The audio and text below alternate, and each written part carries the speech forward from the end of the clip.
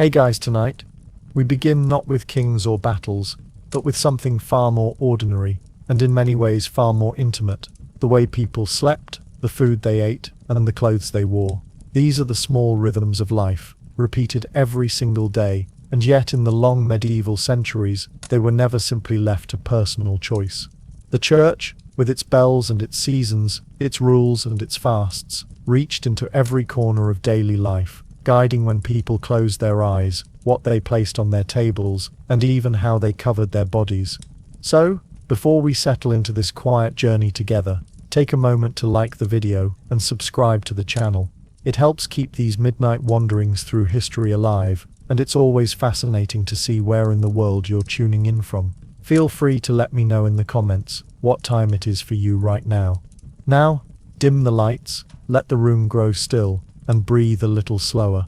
Tonight, we begin our long walk through the sacred framework of time, where bells divided the hours, fasts shaped the meals, and clothing became an unspoken sermon about the soul.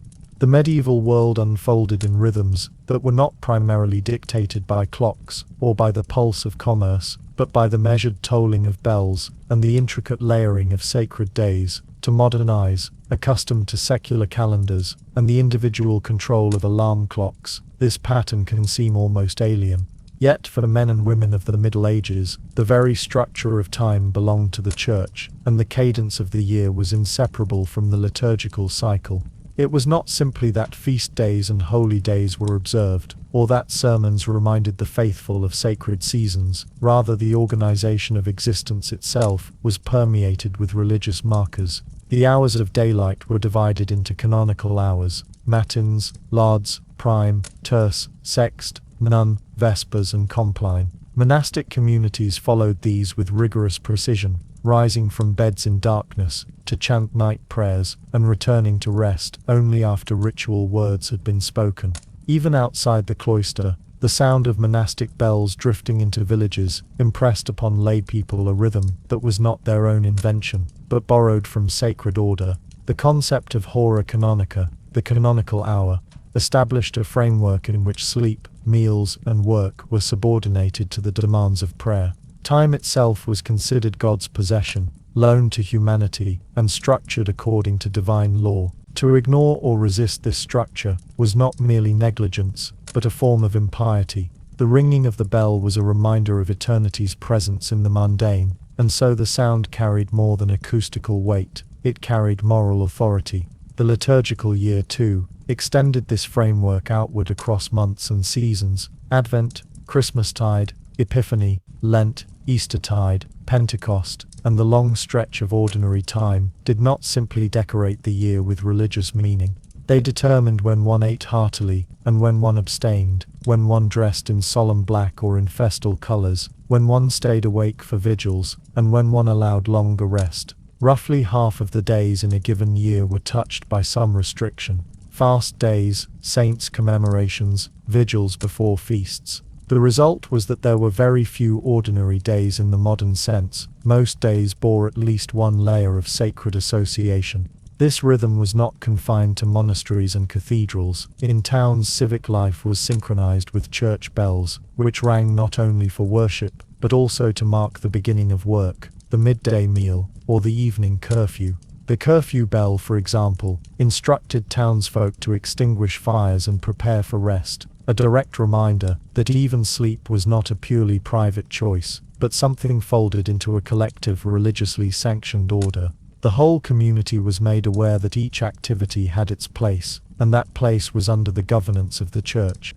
Rural areas too were bound to sacred time, though more loosely. The ploughman and shepherd shaped their work around daylight and seasons of growth. Yet even here the calendar of saints and fasts imposed a sacred filter over agricultural routine. Harvest festivals coincided with religious feasts, fasting seasons overlapped with lean months of food supply. This overlap blurred the distinction between natural necessity and divine command, until they appeared to be one and the same. For peasants, hardship could be interpreted as an extension of God's discipline, rather than merely the miserliness of soil or weather. The structuring of time was not only a matter of discipline, but also of symbolism. Nighttime belonged to vigilance, testing, and the reminder of mortality. Daytime was aligned with labor and the divine order of creation. The alternation between light and darkness was experienced as a reflection of cosmic truths. Thus, when the church organized prayers at night, or imposed curfews, or insisted on breaking the day into canonical intervals, it was not simply exerting control, it was teaching theology through the body's habits. To live in sacred time was to learn almost unconsciously about humility, vigilance, and obedience. This system reached its most elaborate expression in monastic life.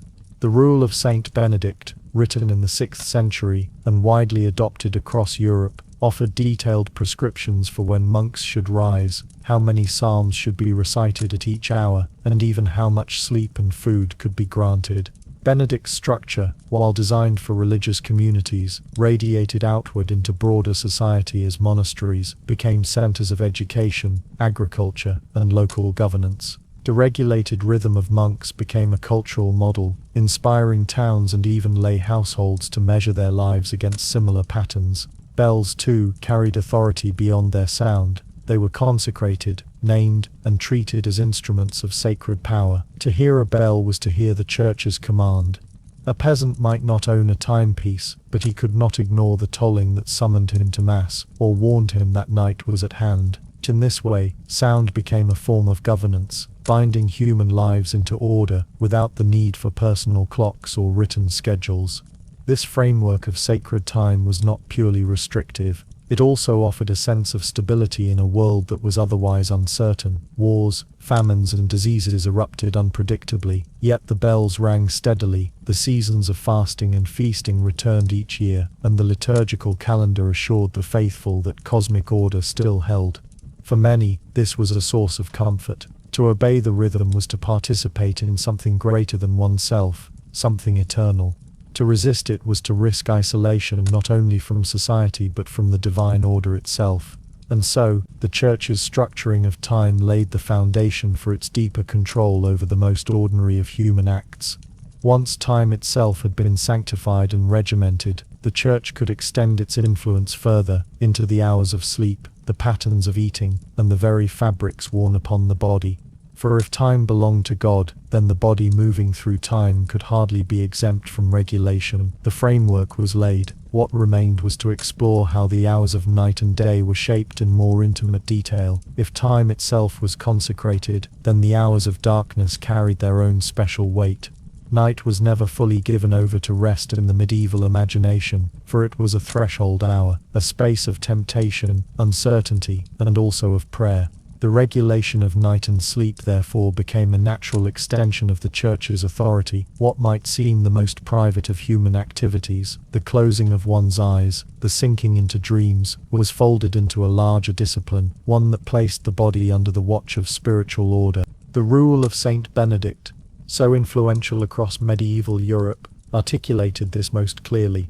Monks were to rise for the night office, known as matins or vigils, long before dawn. The rule instructed that no one was to sleep through this summons, and that the bell would call all to assemble in the oratory. The night was not a single uninterrupted block of rest, but an interval punctuated by prayer. Sleep in this structure was not regarded as a natural entitlement, but as a concession, something that could be granted and withdrawn according to spiritual necessity. Benedict also prescribed moderation. He recognized that the body required rest, but he framed this not in terms of health or comfort, but of utility for prayer. Sleep was allowed in proportion to its service of the soul's vigilance. In summer, with longer daylight, monks might receive less time in bed. In winter, when nights stretched, they were permitted somewhat more. Yet even here the measure was not indulgence. Sleep remained a commodity carefully rationed, not luxuriated in. The arrangement of monastic dormitories further reinforced this discipline. Monks slept together in long halls, side by side, often fully clothed or at least with some garments on, so that they might rise quickly at the sound of the bell. Privacy was discouraged, for it suggested secrecy, and secrecy was a potential avenue for temptation.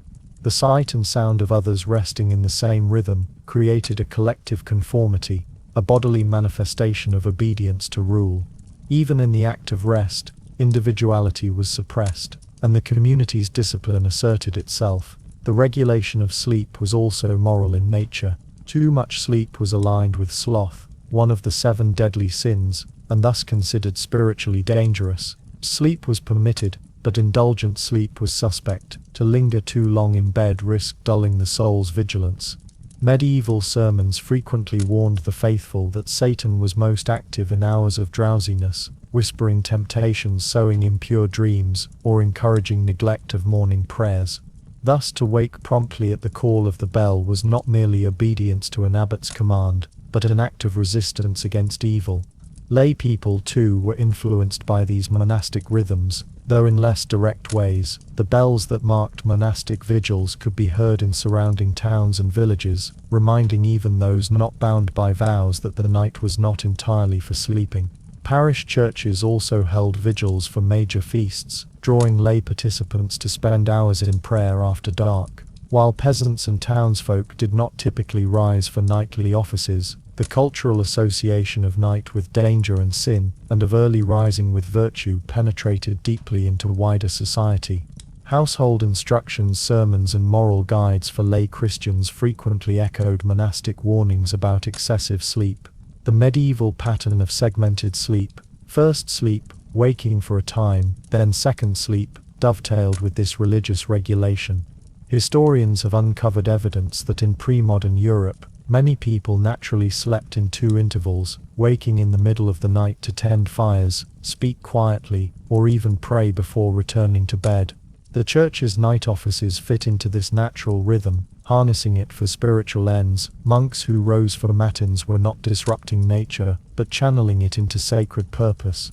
Lay people, hearing the bells in the distance during their waking interval, might whisper prayers or recite a psalm before returning to slumber, thus aligning even their unconscious hours with devotion. Suspicion of dreams further tied sleep to the church's concern. Dreams were ambiguous. They might be divine visions, but they might also be demonic deceptions. Manuals of confession instructed priests to question penitents about impure thoughts and images that arose in dreams, treating the unconscious as a site of moral significance. To sleep too long was to risk wandering into dangerous dreamscapes. To rise promptly at prescribed hours was to limit that danger. Thus, the Church's governance extended not only into waking life, but also into the liminal world of the night, making sleep itself a frontier of spiritual discipline.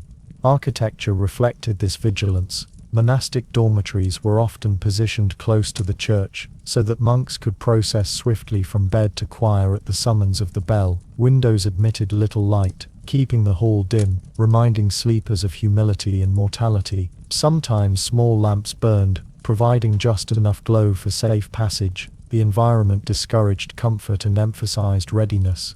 The body lay down, but never in full abandonment. Sleep was framed as a pause between acts of prayer, rather than as a sphere of freedom. This model seeped outward into broader cultural expectations of how Christians should sleep. Moralists cautioned against luxurious bedding, feather mattresses, or excessive coverings. To sleep too warmly or too softly was to court indulgence and moral laxity. Bedchambers were to be places of modest rest, not indulgent pleasure. Lay households, influenced by sermons and clerical admonitions, often adopted simpler furnishings in their sleeping arrangements, reflecting the belief that even in private quarters, one's posture toward rest was a spiritual matter.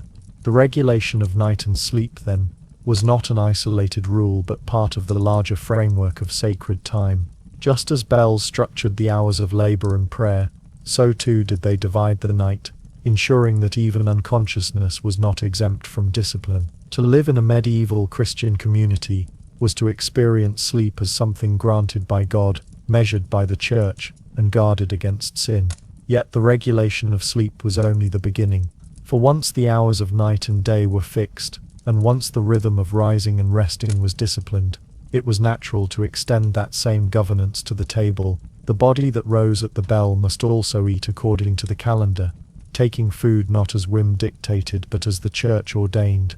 The next form of control, therefore, lay in the shaping of meals, the structuring of hunger and satisfaction, the long fasts and occasional feasts that turned eating itself into a sacred practice. If the night office of matins represented the interruption of rest, then the dormitory itself embodied the church's conception of how sleep should occur when it was permitted. To step into a medieval monastic dormitory was not to enter a chamber of comfort or repose in the modern sense, but a hall shaped by the ideals of uniformity, humility and vigilance.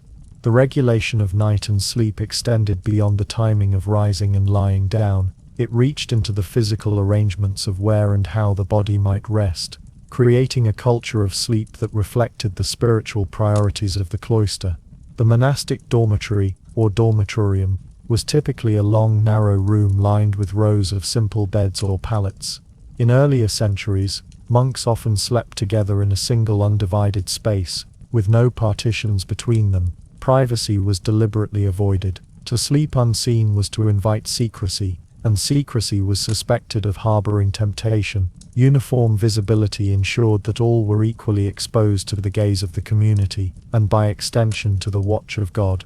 Later reforms in some orders allowed for small cubicles, but even these were modest, lacking doors, and open to view. Silence reigned, broken only by the occasional cough, the shuffle of straw bedding, or the distant toll of bells. The obligation to rest clothed was another feature of this disciplined environment. The rule of Saint Benedict instructed that monks should sleep in their garments, with belts or cinctures fastened, so that they might rise quickly at the call to vigils. To remove clothing was to court both vulnerability and indulgence. Modesty demanded that the body remain covered, even in darkness, and discipline required readiness. Thus, sleep was never allowed to drift into full abandonment. It remained a state of preparedness, a pause rather than a surrender. This practice was not unique to Benedictines. Across monastic orders, whether Cistercians, Carthusians, or Augustinians, the insistence on clothed rest, minimal bedding, and communal dormitories was common. Cistercian statutes of the 12th century, for example, commanded that monks sleep in woolen habits without undergarments, on straw mattresses, with simple woolen coverings. These measures were not merely practical but symbolic. The body was to be trained in austerity, kept from softness, and reminded even in unconsciousness of its duty to self-denial. Darkness itself played a role. Medieval dormitories were dimly lit, if lit at all during the night. All windows were small, and the moon or starlight provided the only natural illumination. Sometimes a single lamp burned, sufficient for navigation, but not for comfort. This semi-darkness was not incidental. It reinforced humility and removed distraction. To lie in shadow was to remember mortality, to recognize that sleep was akin to a rehearsal for death. The association between night and judgment was deep in Christian thought, and the somber atmosphere of the dormitory reflected that awareness. Indulgence in sleep was systematically discouraged. Excessive rest was equated with sloth, a deadly sin, and a threat to the soul's vigilance. Sermons admonished both monks and laypeople against the dangers of oversleeping. A popular image in monastic teaching was the lazy monk who lingered in bed, allowing prayer to pass by, exposing himself to temptation in dreams and to weakness in the flesh. Against this, the ideal was wakefulness, discipline, and the readiness to interrupt rest whenever the bell commanded. Even the hours permitted for sleep were carefully measured, varying with the season, but always kept under the watchful eye of the abbot. The cultural shaping of rest extended outward from cloisters into wider Christian society. While peasants and townsfolk did not live under the same strict dormitory rules, the moral ideals of clothed modesty, avoidance of luxury, and suspicion of indulgent sleep trickled down through sermons, confession manuals, and household guides. Households were urged to avoid excessive bedding, to keep sleeping chambers modest, and to encourage early rising. Just as monasteries discouraged private sleeping quarters,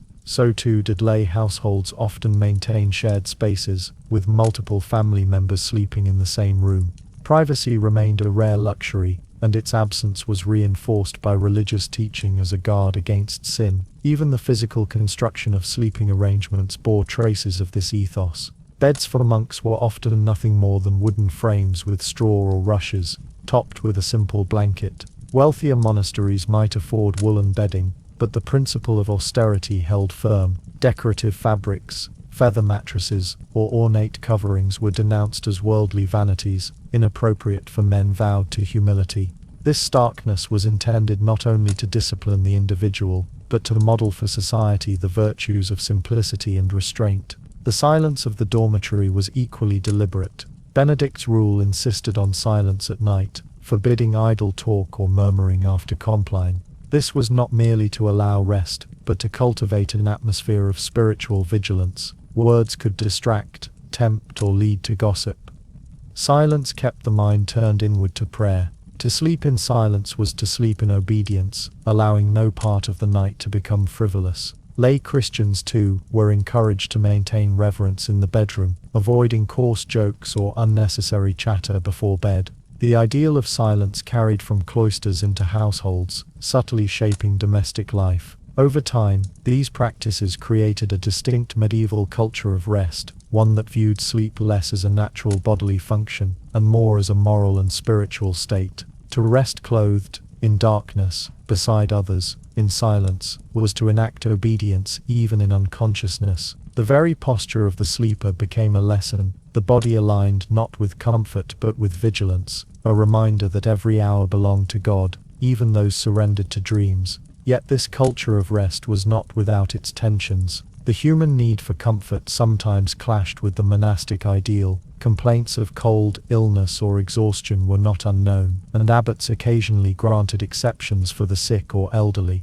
Still, the principle remained: indulgence was suspect, vigilance was praised. And in this balance, the medieval church demonstrated its profound capacity to shape not only public ritual, but the most private of human experiences. As this shaping of sleep unfolded, another layer of regulation emerged, reaching deeper into the very substance of the night. For beyond clothing and dormitories lay the suspicion of dreams themselves, and the belief that darkness was the hour of temptation. If the church controlled the conditions of rest, it also sought to govern the invisible realm of the unconscious. And so to the discipline of dormitories and garments was added the vigilance of prayer against the dangers of dreams. If the dormitory regulated the physical space of rest, and the habit of clothed, silent, and communal sleeping shaped the body's posture, then the realm of dreams carried the soul into more uncertain territory.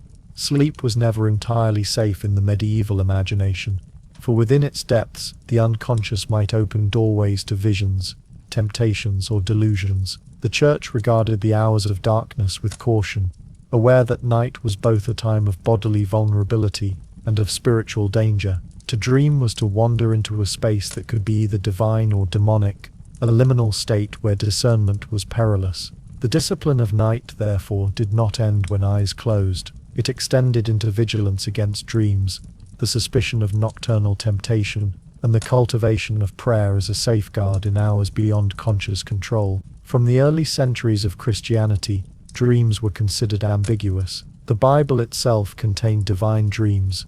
Joseph in Genesis received revelations, as did the Magi in Matthew, but it also warned against false visions. Church fathers such as Augustine of Hippo and Gregory the Great advised caution. While God might speak through dreams, so too might demons distort them.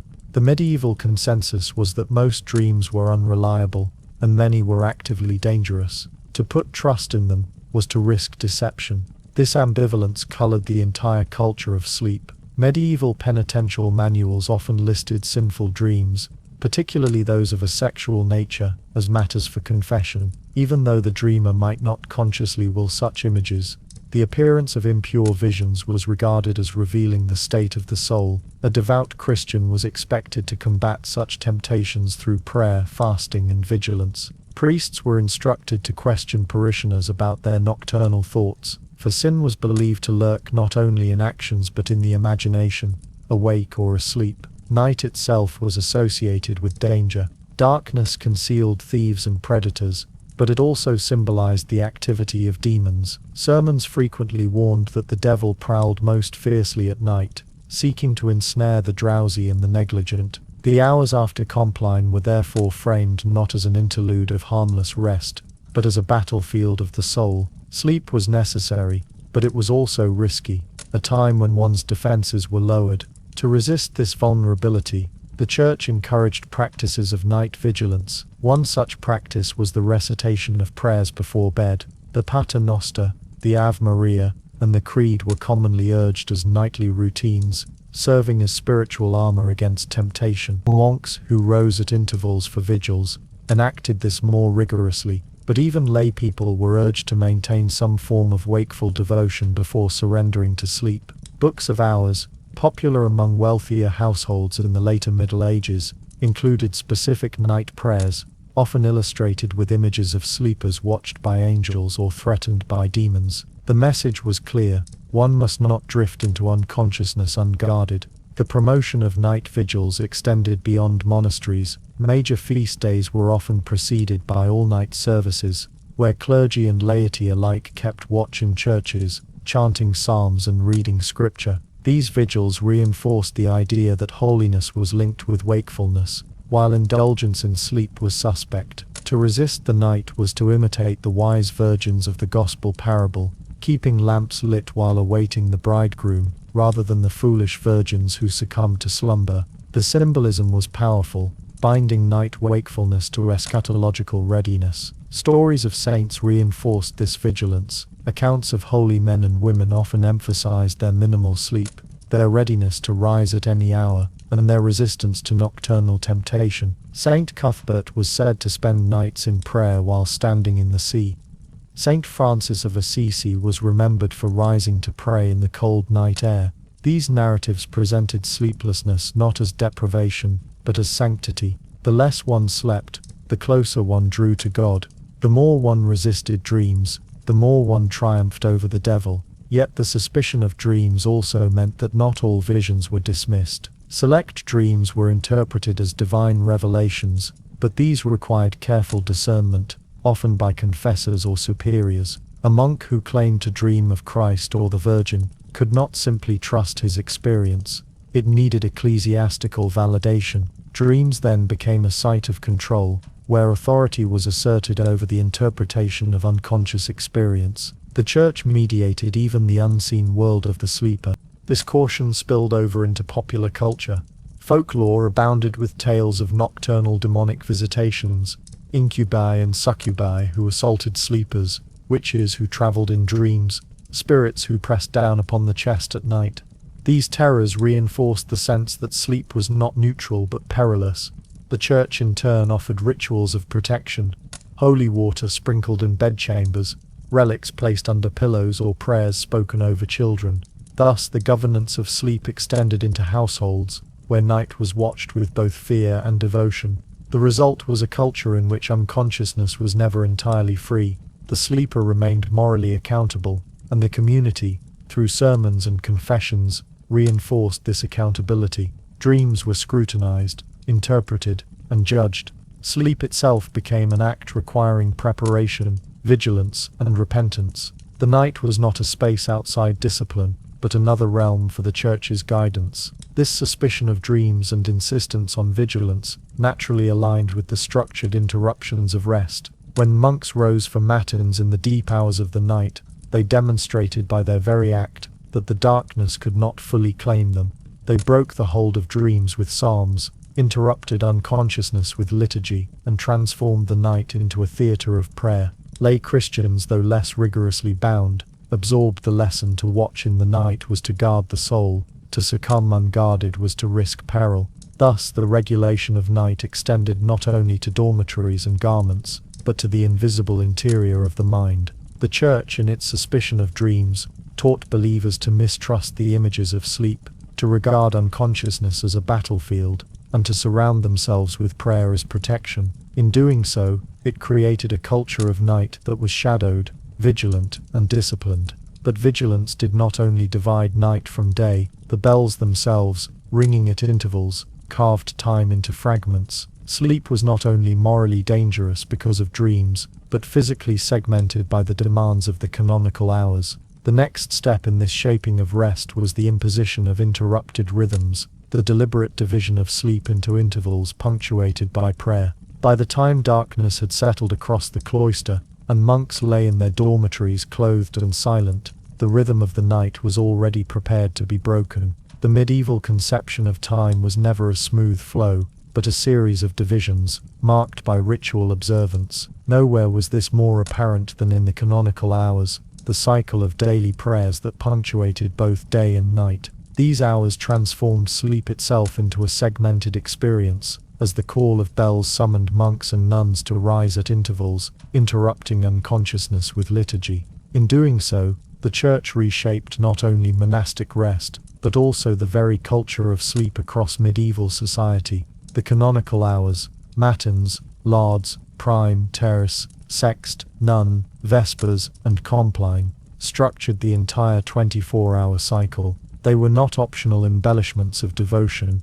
but obligations rooted in the rule of Saint Benedict, and reinforced by centuries of monastic tradition. Each office consisted of psalms, hymns, readings and prayers, intended to sanctify every portion of the day. To neglect an hour was to leave a gap in the consecration of time, a dangerous omission in a world where the spiritual and temporal were deeply entwined. For monks and nuns, the most demanding of these hours came at night. Matins, sometimes combined with vigils, was held in the deep silence of the early morning, often beginning around midnight, or the second watch of the night. The bell rang through the dormitory, pulling the community from slumber. Sleep was abandoned, garments already in place, and the monastics processed in darkness to the church. There, psalms were chanted, scripture was read, and prayers were offered. The office might last an hour or more, after which some rest could be resumed until lauds, held at dawn. Thus, the night was broken into segments,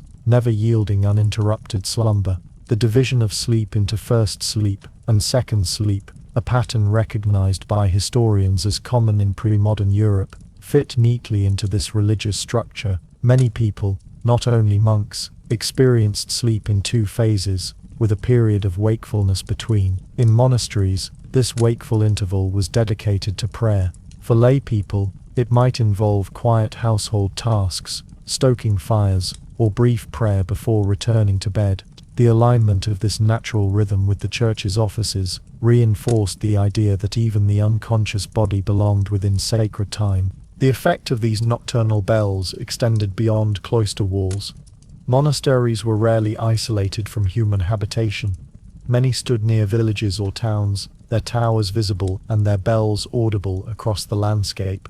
When the monastic bell tolled at midnight, it did not only wake monks but stirred echoes in the surrounding community. A villager might hear the sound in half-sleep, cross himself, murmur a short prayer, and then drift back into dreams. The interruption of rest thus rippled outward, reminding even the laity that the hours of night were not wholly their own. This influence was magnified in towns where cathedrals or large monastic houses kept strict observance. Bells marked not only night vigils, but also the beginning and end of the working day, the curfew at evening, and the pauses for meals. Urban dwellers lived within an acoustic landscape, dominated by sacred sound, their rhythms of rest and waking synchronized, willingly or not, with ecclesiastical time. To sleep through the bells was to sleep through reminders of prayer, and a negligence that could weigh upon conscience. The practical effects of interrupted rest were considerable. Monks lived on reduced sleep compared to lay people,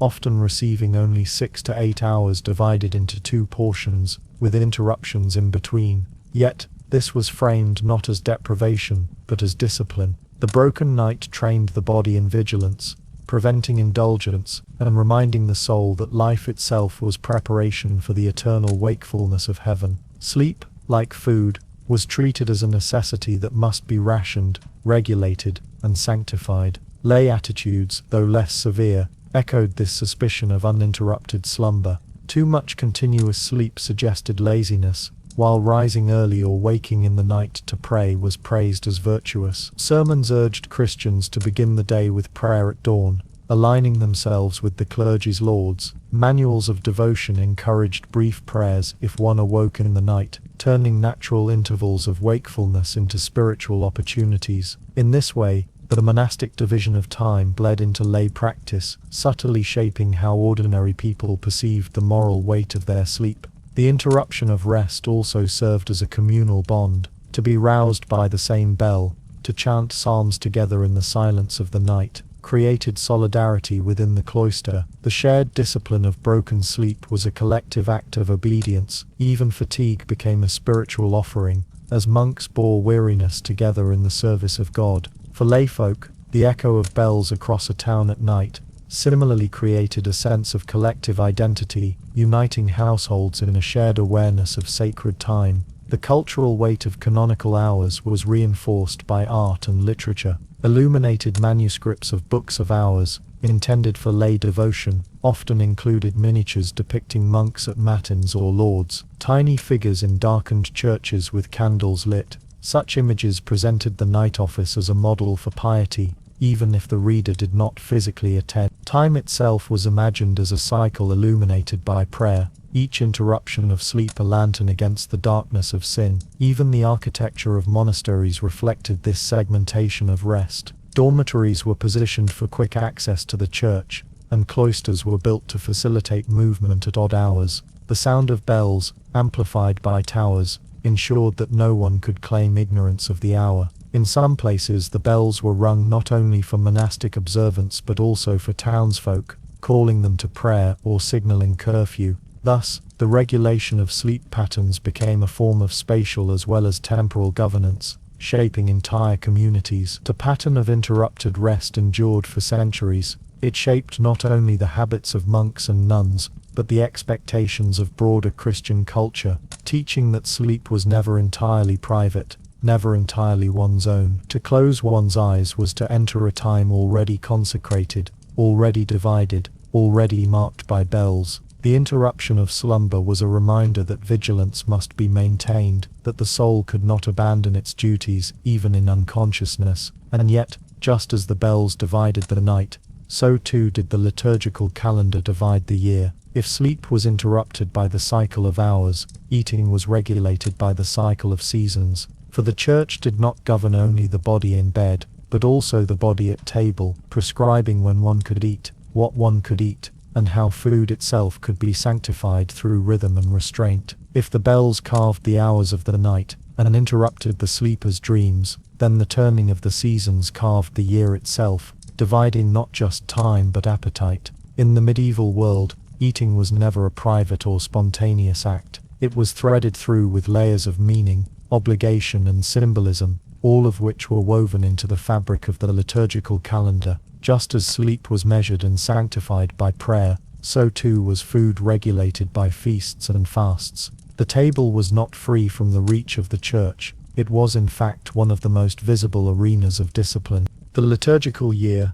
with its repeating cycle of Advent, Christmas, Lent, Easter, Pentecost, and the long season after Trinity, provided the framework for Christian life. Each phase carried its own demands for prayer and worship, but it also structured what people ate, when they ate, and in what manner. A feast day was not simply an occasion for liturgy, but also for abundance at the table, while a fast was not merely symbolic restraint, but an enforced abstinence from particular foods. The rhythm of eating was inseparable from the rhythm of worship. The most striking aspect of this regulation was the sheer scale of fasting. Nearly half of the days in a year were designated as fast days in medieval Christendom.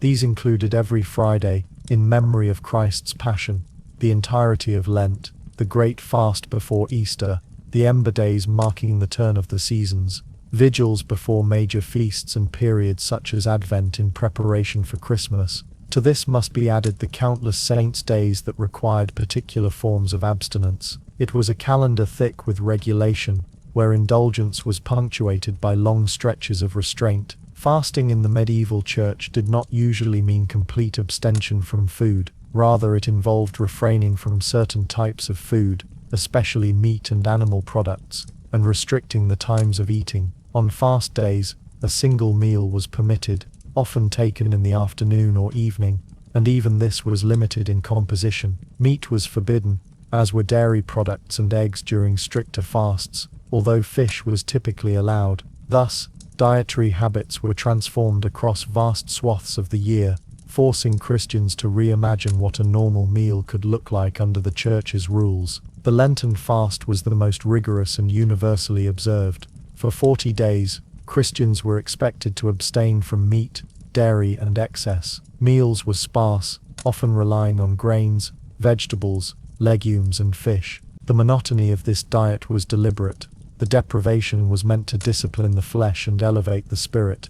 In monasteries, Lent was accompanied by additional prayers, readings, and silence, turning the entire season into a bodily enactment of penance. For lay people, the same rules applied, enforced by parish priests and reinforced by the broader culture of expectation. To break the fast was not merely a personal indulgence, it was a sin that required confession. The effect of these fasts on medieval society was profound. Markets and agriculture themselves bent to the rhythm of the liturgical calendar. Fishmongers thrived in Lent, supplying towns with salted, dried or fresh fish. Certain industries, such as the herring trade in the North Sea and Baltic, were built largely on the demand created by fast days. The rhythm of the year dictated not just individual meals, but the economic flows of entire regions. Fields, kitchens and markets all moved in step with the feasts and fasts of the church. Feast days, in contrast, were marked by abundance. When the fast ended at Easter,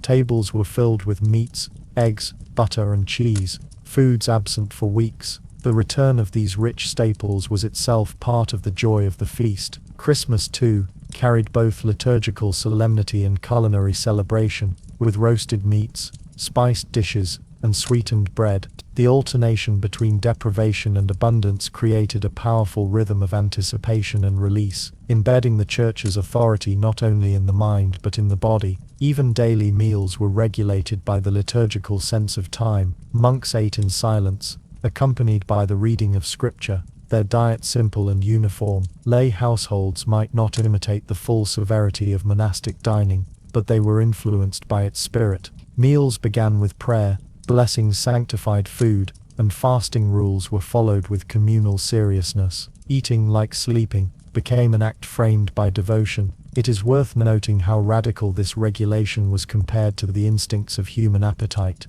To live in a world where nearly half the year restricted basic foods was to live constantly aware of the church's reach into one's most ordinary needs. Every bite taken in Lent, every refusal of meat on a Friday, was an embodied acknowledgement of ecclesiastical authority. Appetite was not one's own, it was bound within sacred time. This control also reinforced social distinctions. The wealthy could afford elaborate fish dishes, fine breads, and substitutes for forbidden foods, while the poor managed on pottage, black bread and salted herring. Yet both rich and poor were united by the same obligations, even if their tables looked vastly different. The universality of fasting, regardless of class, bound society in a shared rhythm of denial and celebration. The Church's power lay in precisely this ability to impose a single rule across the spectrum of society, making even the aristocrat bow to the same calendar as the peasant. The theology underpinning these practices was rooted in the idea that the body must be disciplined so that the soul could flourish. Gluttony was one of the 7 deadly sins. Fasting was its antidote. To abstain was to imitate Christ in the desert, to share in his suffering, and to prepare for eternal life. Feasting, in turn, was framed as a foretaste of the heavenly banquet, but always in moderation, lest joy tip into excess. Eating thus became a moral theatre, where every meal had spiritual weight. Lay devotion was shaped by this rhythm in countless ways. Parish priests preached sermons on fasting, warning against negligence. Penitentials specified the penances for breaking dietary rules, often harsh enough to deter even minor infractions. Households prepared for Lent by consuming or giving away forbidden foods before Ash Wednesday, a practice that later gave rise to the festive excess of Carnival. Children grew up learning to expect seasons of plenty and seasons of want, seasons of meat and seasons of fish, all sanctioned by the Church. Thus, the liturgical calendar was not a distant ecclesiastical abstraction, but a lived reality in kitchens, marketplaces, and stomachs. It taught Christians that appetite was not natural instinct alone, but a matter of obedience. Just as bells segmented sleep, the seasons segmented appetite, both reminding the faithful that time itself belonged to God and his Church. And just as eating was regulated by sacred rhythms, so too was the act of dressing. Clothing, like food, was not free from ecclesiastical oversight. What one wore signified not only status but piety, humility, and conformity to divine order. The Church, through law and custom, extended its hand to garments as surely as to tables, weaving spiritual meaning into the very fabric of dress. The great sweep of the liturgical calendar did not merely mark when feasts and fasts were held. It carried within it a theology that defined fasting as a central discipline of Christian life. Eating was not simply the satisfaction of hunger, nor fasting merely the absence of indulgence. It was the deliberate training of the flesh, a shaping of bodily appetite to mirror spiritual obedience. The medieval church taught that the human body, left unchecked, inclined towards sin, its desires pulling the soul into gluttony, lust and sloth. To fast was to reverse that inclination, to deny the body so that the soul could rise closer to God. The table, like the bed, became an arena of moral struggle, and the bite of hunger was embraced as a weapon of sanctity. The roots of fasting as Christian practice lay in Scripture. Christ himself fasted for 40 days in the wilderness, resisting the devil's temptations. Early Christians imitated this example, and church fathers such as Augustine and Jerome insisted that abstinence was essential to holiness. By the medieval period, this theology had hardened into a detailed and universal system. To abstain from food was to discipline the flesh, and to discipline the flesh was to weaken sin. The hunger pangs of Lent, the avoidance of meat on Fridays, the careful substitution of oil for butter, all were not small inconveniences but acts of obedience, reminders of Christ's suffering, and exercises in humility. What made fasting more than personal devotion was its collective enforcement. The rules were not suggestions but binding obligations. Parish priests instructed their congregations on which days required fasting. Confessions demanded the acknowledgement of broken fasts, and ecclesiastical courts punished those who ignored regulations. To eat meat during Lent was not a private indulgence but a public offense, visible at market stalls and household hearths. The very act of buying, cooking or smelling roasted meat on a forbidden day could expose one to suspicion. The fast was policed not only by clergy but by neighbors, whose own participation depended on communal adherence. The details of what was forbidden reveal how closely the Church's theology engaged with ordinary appetites. All meat, as the warm and heavy flesh of land animals, was universally prohibited on fast days. The reasoning was partly symbolic. Meat was linked with indulgence and bodily strength, both of which were to be curbed, and partly practical, since its richness was thought to excite lust. Dairy products and eggs were also often forbidden, especially in the stricter fasts of Lent, depriving Christians of everyday staples like cheese, milk and butter. Instead, meals leaned heavily on bread, legumes, vegetables, and above all fish. Fish occupied a unique place in the fasting diet. Seen as lighter and less stimulating than meat, it was permitted on most fast days and became central to medieval cuisine. The demand for fish during Lent was so enormous that it shaped entire economies. Herring fisheries in the North Sea, salmon rivers in France and England, and cod from Icelandic waters all supplied the hungry faithful. Monastic accounts reveal vast quantities of salted fish purchased and stored, while towns expanded markets to accommodate the seasonal surge. The trade in fish was a direct product of fasting discipline, proving how deeply theology could influence commerce. The substitution of oil for butter and lard was another daily reminder of ecclesiastical authority. Olive oil was scarce and expensive in Northern Europe, where butter was the common fat. During Lent and other dairy-free fasts, households were forced to use vegetable oils, almond oil or other substitutes, straining budgets and altering flavors. In some regions, dispensations were eventually granted. Pope Innocent VIII famously allowed the use of butter in Saxony for a fee, leading to the construction of the so-called Butter Tower of Rouen Cathedral. Here, theology, economics and architecture all intersected, revealing how even a simple cooking fat could become entangled with ecclesiastical discipline. The strictness of these rules varied with rank and vocation.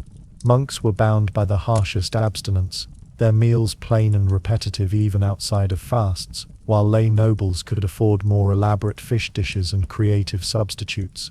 Yet all were bound by the same calendar of denial, from peasant to prince. The shared experience of hunger was one of the few universals in medieval Christendom, and it reinforced the sense of a body politic united under the Church's guidance. But fasting was more than negative prohibition. It was framed as a positive discipline of virtue. By refusing meat, Christians shared in Christ's suffering. By enduring hunger, they humbled their pride. By restraining desire, they purified their souls. Preachers likened fasting to a spiritual medicine, bitter to the taste but healing to the soul. To fail in fasting was to weaken one's resistance to sin, just as to fail in prayer was to leave oneself defenseless. The connection between fasting and penance was particularly strong. Penitential manuals prescribed additional fasts as punishment for serious sins, requiring offenders to abstain for weeks or months beyond the universal rules. The body became both the site of sin and the instrument of its correction. To fast was to atone. For women especially, fasting could be a central form of piety. Some female saints, such as Catherine of Siena, practiced extreme abstinence, consuming little more than the Eucharist itself. While these cases were exceptional, they reflected the broader association between control of appetite and sanctity. At the same time, fasting created its own culture of loopholes and dispensations. The Church itself issued permissions for certain groups, the sick, the elderly, pregnant women, travelers, to modify the rules. Nobles and monasteries often purchased dispensations for the use of butter or eggs, generating revenue for ecclesiastical coffers. This tension between strict obligation and flexible exception demonstrated the dual nature of fasting. It was at once a universal discipline and a system of control mediated by authority. The enforcement of fasting also had a theatrical, visible quality. Markets shifted visibly between meat and fish, kitchens emitted different smells, tables displayed different textures. The presence or absence of butter, eggs or meat was obvious, a daily signal of obedience. Breaking the fast was not simply private disobedience, but a public disruption, an act that undermined the communal rhythm. The very visibility of food made fasting one of the most powerful instruments of social conformity. In this way, fasting was not just about hunger, but about obedience, visibility, and control. It reminded medieval Christians that their bodies were not their own, that appetite was subject to the Church, and that even the smallest bite of meat could carry eternal consequences. To fast was to discipline the flesh, to submit the will, and to live within a world where food itself testified to faith. Yet the regulation of food was not separate from the regulation of appearance. Just as the table was governed by fasting and feasting, so too was the wardrobe governed by rules of modesty, humility, and hierarchy. The Church reached into garments as deeply as into kitchens, declaring what was permitted, what was forbidden, and what was fitting for one's station. The next field of discipline lay not in the stomach, but in the fabric that covered the body. If fasting was discipline, and abstinence was obedience, then medieval kitchens became theatres of ingenuity. The very restrictions imposed by the Church on eating did not suppress appetite entirely, instead they redirected it into channels of invention. Out of prohibition grew creativity, as cooks devised ways to obey the letter of ecclesiastical law, while still finding satisfaction in flavor, texture, and nourishment. What emerged was a remarkable culture of substitutes: almond milk standing in for dairy, fish disguised as meat, pastries crafted to mimic forbidden foods, that became a defining feature of medieval cuisine. In this way, theology shaped gastronomy, and ecclesiastical rules codified a culinary tradition that endured for centuries. The origins of these substitutes lay in the sweeping prohibitions of fasting seasons. During Lent, Christians were forbidden meat, dairy, and often eggs, leaving a diet heavy in bread, legumes, vegetables, and fish. For peasants, this might mean simple pottage supplemented with salted herring, but for wealthier households and monasteries, the problem was more complex: how to maintain variety, prestige, and pleasure at table while observing the rules. The solution was culinary adaptation. Cooks began experimenting with ingredients that were permitted, reimagining them to stand in for those forbidden. One of the most common substitutes was almond milk. Almonds, imported through trade routes from the Mediterranean, were expensive but widely used in aristocratic kitchens. When ground and mixed with water, they produced a creamy liquid that could replace cow's milk in soups, sauces, and desserts. Almond milk became a staple of Lenten cookery, appearing in countless recipes preserved in medieval manuscripts. It thickened stews, enriched porridges, and provided a luxurious element to meals otherwise stripped of dairy. Over time it became not merely a substitute but a fashionable ingredient in its own right, valued for its delicacy and refinement. Alongside almond milk came an array of faux meats. Fish, being permissible, was often reshaped into dishes that mimicked the appearance and even the taste of forbidden foods. Cookbooks from the later Middle Ages describe recipes for fish bacon, fish sausages, or even fish venison, created by grinding, spicing, and shaping fish flesh into forms that resembled meat products. In some cases, the resemblance was playful, blurring the line between abstinence and indulgence. A diner at a Lenten banquet might encounter a fish pie decorated to look like a roast fowl, complete with painted pastry feathers. The act of disguise was itself part of the culture, a culinary wink that simultaneously observed the rule and teased its strictness. Egg substitutes were another field of invention. Since eggs were forbidden in strict fasts, cooks developed recipes that mimicked their texture and appearance. Ground almonds, flavored and colored with saffron, could be molded into convincing replicas of hard-boiled eggs, yolk and all. Pastry chefs in particular took pride in crafting edible illusions that allowed diners to enjoy the suggestion of forbidden foods without technically breaking the fast. These creations demonstrate not only culinary ingenuity, but also the elasticity of obedience. One could submit to the rule while still finding ways to soften its edges. The codification of these practices is visible in medieval cookbooks such as the Viandier of Taillevent in France, or the Forme of Curie in England, both of which contain numerous Lenten recipes. These texts, written for aristocratic households, reveal the extent to which substitutes were not merely tolerated but celebrated. They preserved elaborate instructions for almond-based creams, fish molded into birds, and oils infused with herbs to mimic the richness of butter. In doing so, they crystallized a culinary tradition in which restriction was not an obstacle but a catalyst for innovation. It is striking how far this culture of substitution spread beyond elite households. Almond milk, for instance, filtered down into urban middle-class kitchens, though in simpler forms. Oil-based cooking became a shared knowledge across Europe, with regional variations adapting to local resources. In southern Europe, where olive oil was abundant, Lenten diets leaned heavily on vegetable stews enriched with oil. In northern regions, where butter and lard were the norm, the forced adoption of oils or imported almonds was more noticeable, underscoring the link between fasting rules and economic exchange. The social meaning of substitutes was complex. On one hand, they allowed compliance with ecclesiastical law, reinforcing the Church's authority. On the other, they revealed the human impulse to negotiate, adapt, and even play with those restrictions. The existence of a dish like fish bacon suggests not only obedience but also a sly humor, a recognition that rules could be followed in spirit while bent in form. This interplay between discipline and indulgence gave medieval food culture a distinctive character, one in which theology and appetite constantly circled each other. The economic impact of these substitutes was also significant. The demand for almonds surged, enriching merchants who imported them from Spain, Sicily, and the Levant. Fishmongers thrived not only on supplying herring and cod, but also on providing the raw material for inventive cookery. Spice traders benefited as well, since saffron, cinnamon, and pepper were essential in disguising the taste of preserved fish or creating convincing illusions of meat. Thus, the culture of substitution linked local kitchens to global trade networks, embedding fasting discipline within the wider web of medieval commerce. Theologically, these substitutes carried layered meanings. Some critics saw them as evasions, a way of undermining the true spirit of fasting by clinging to pleasure through artifice.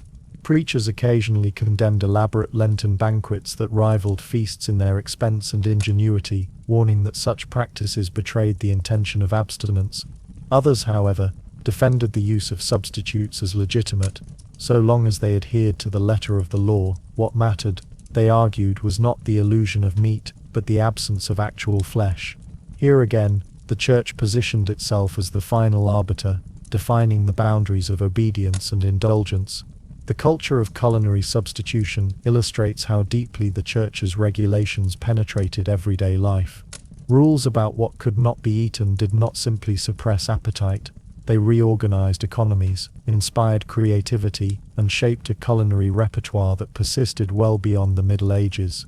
Even today, almond milk and fish-based dishes bear faint echoes of their medieval origins, relics of a world where theology ruled the table. And just as food was transformed under the eye of ecclesiastical authority, so too was clothing. The body clothed was no less subject to discipline than the body fed. Fabrics, colors and forms were scrutinized for their meaning, regulated by law, and invested with theological symbolism. The church, having regulated what entered the mouth, also sought to regulate what covered the skin, turning dress into a visible marker of humility, obedience and piety. If fasting seasons and the invention of food substitutes revealed the subtle interplay between appetite and obedience, the moral weight placed upon eating itself revealed something deeper. For the medieval church, food was never only sustenance. It was a moral battleground, a testing ground for the soul, and a sign of one's relation to God. Among the 7 deadly sins, pride, envy, wrath, sloth, greed, lust and gluttony, the sin of gluttony stood out as the one most immediately tied to the rhythms of daily life. Every meal could, in theory, become a step towards salvation or damnation. Eating was never neutral, it was moralized, scrutinized, and charged with consequences that reached far beyond the table. The roots of this suspicion stretch back to early Christianity. The story of Adam and Eve centered on a forbidden act of eating. The fall itself was symbolized through fruit taken against God's command, establishing food as a symbol of temptation and disobedience. The writings of the Church Fathers, Augustine, Jerome, Gregory the Great, consistently warned against the dangers of appetite. For Augustine, the appetite for food was linked with concupiscence, the restless desire that pulled the soul away from God. Gregory the Great, in particular, emphasized gluttony as one of the principal vices, placing it at the head of his famous list of deadly sins. For him, it was not only about quantity, but also about attitude. Eating too early, too delicately, too greedily, or with excessive attention to flavor could all be forms of gluttony. In this way, even the well-fed noble at a banquet, savoring delicacies, might be condemned alongside the drunken reveler. Medieval theologians expanded on these themes.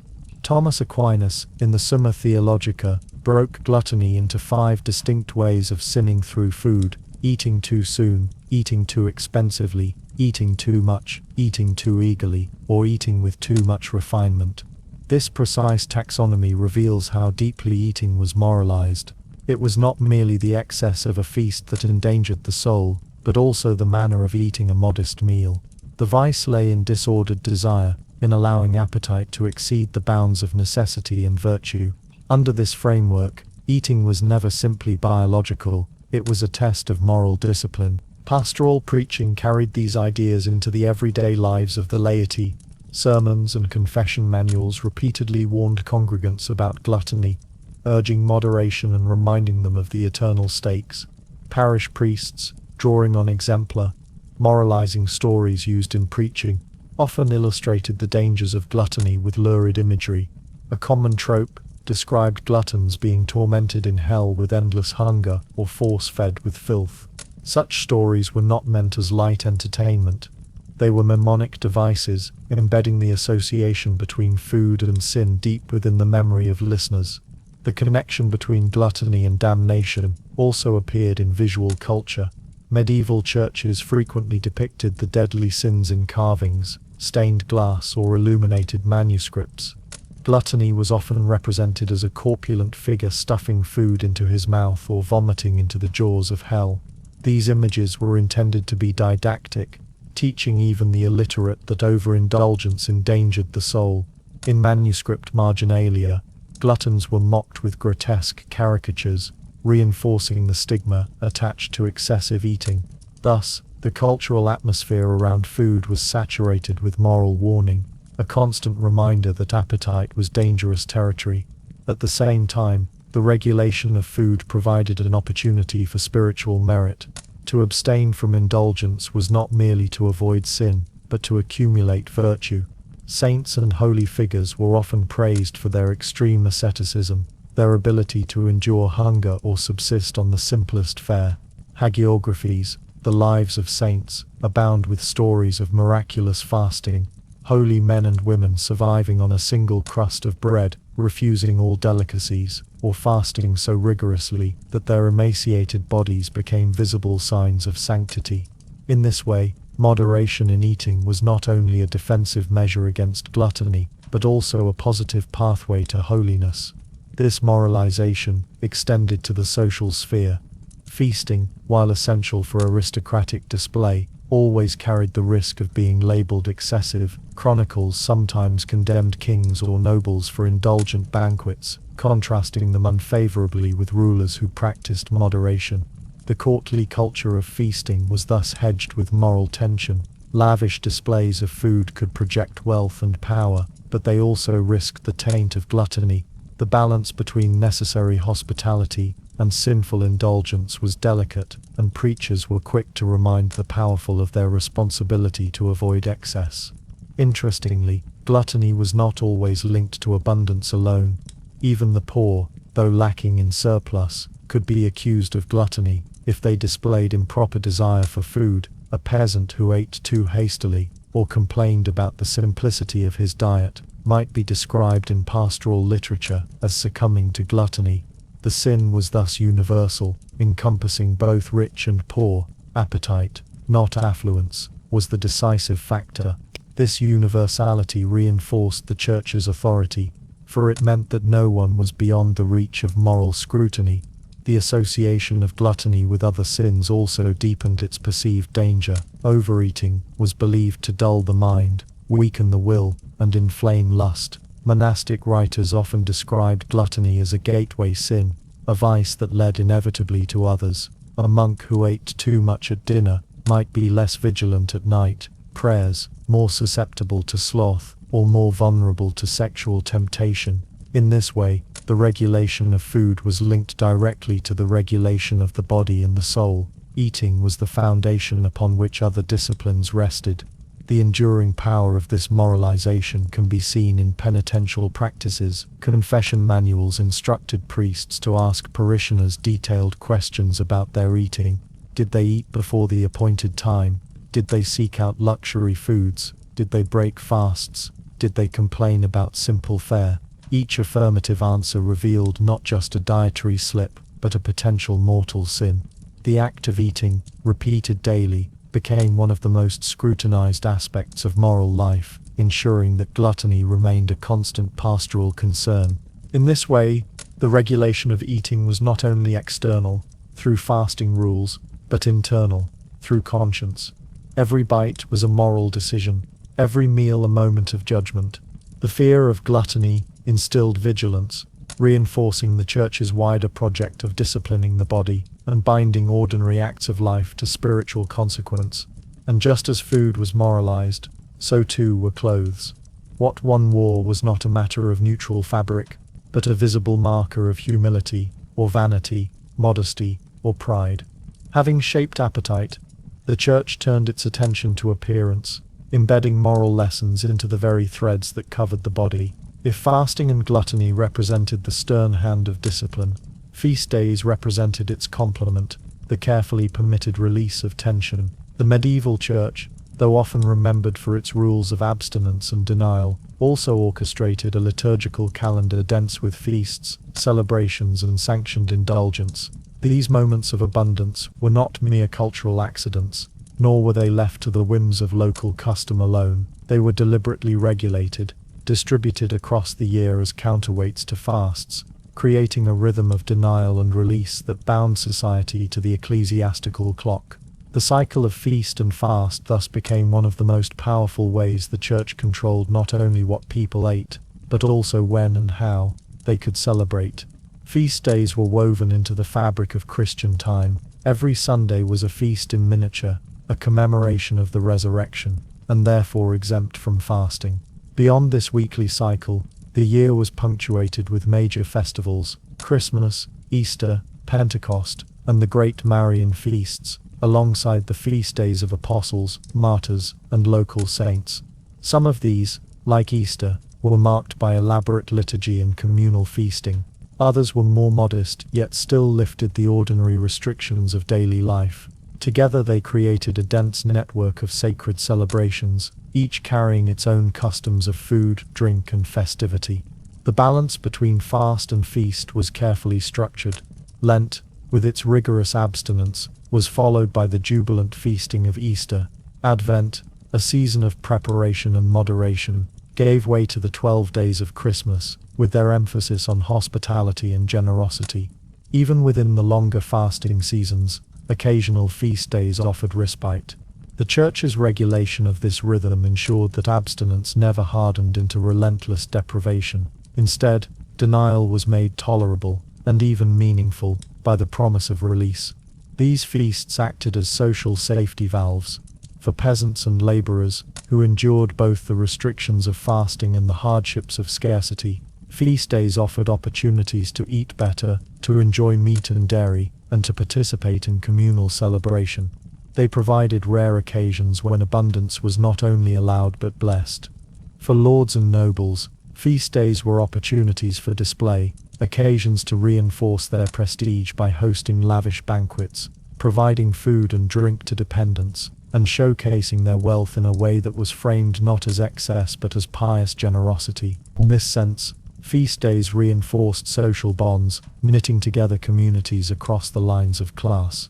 The regulation of feast days was also an assertion of ecclesiastical authority. By fixing the calendar of indulgence, the Church determined the rhythm of celebration itself. No feast was legitimate, unless it was recognized by the liturgical year, tied to the commemoration of a saint or sacred mystery.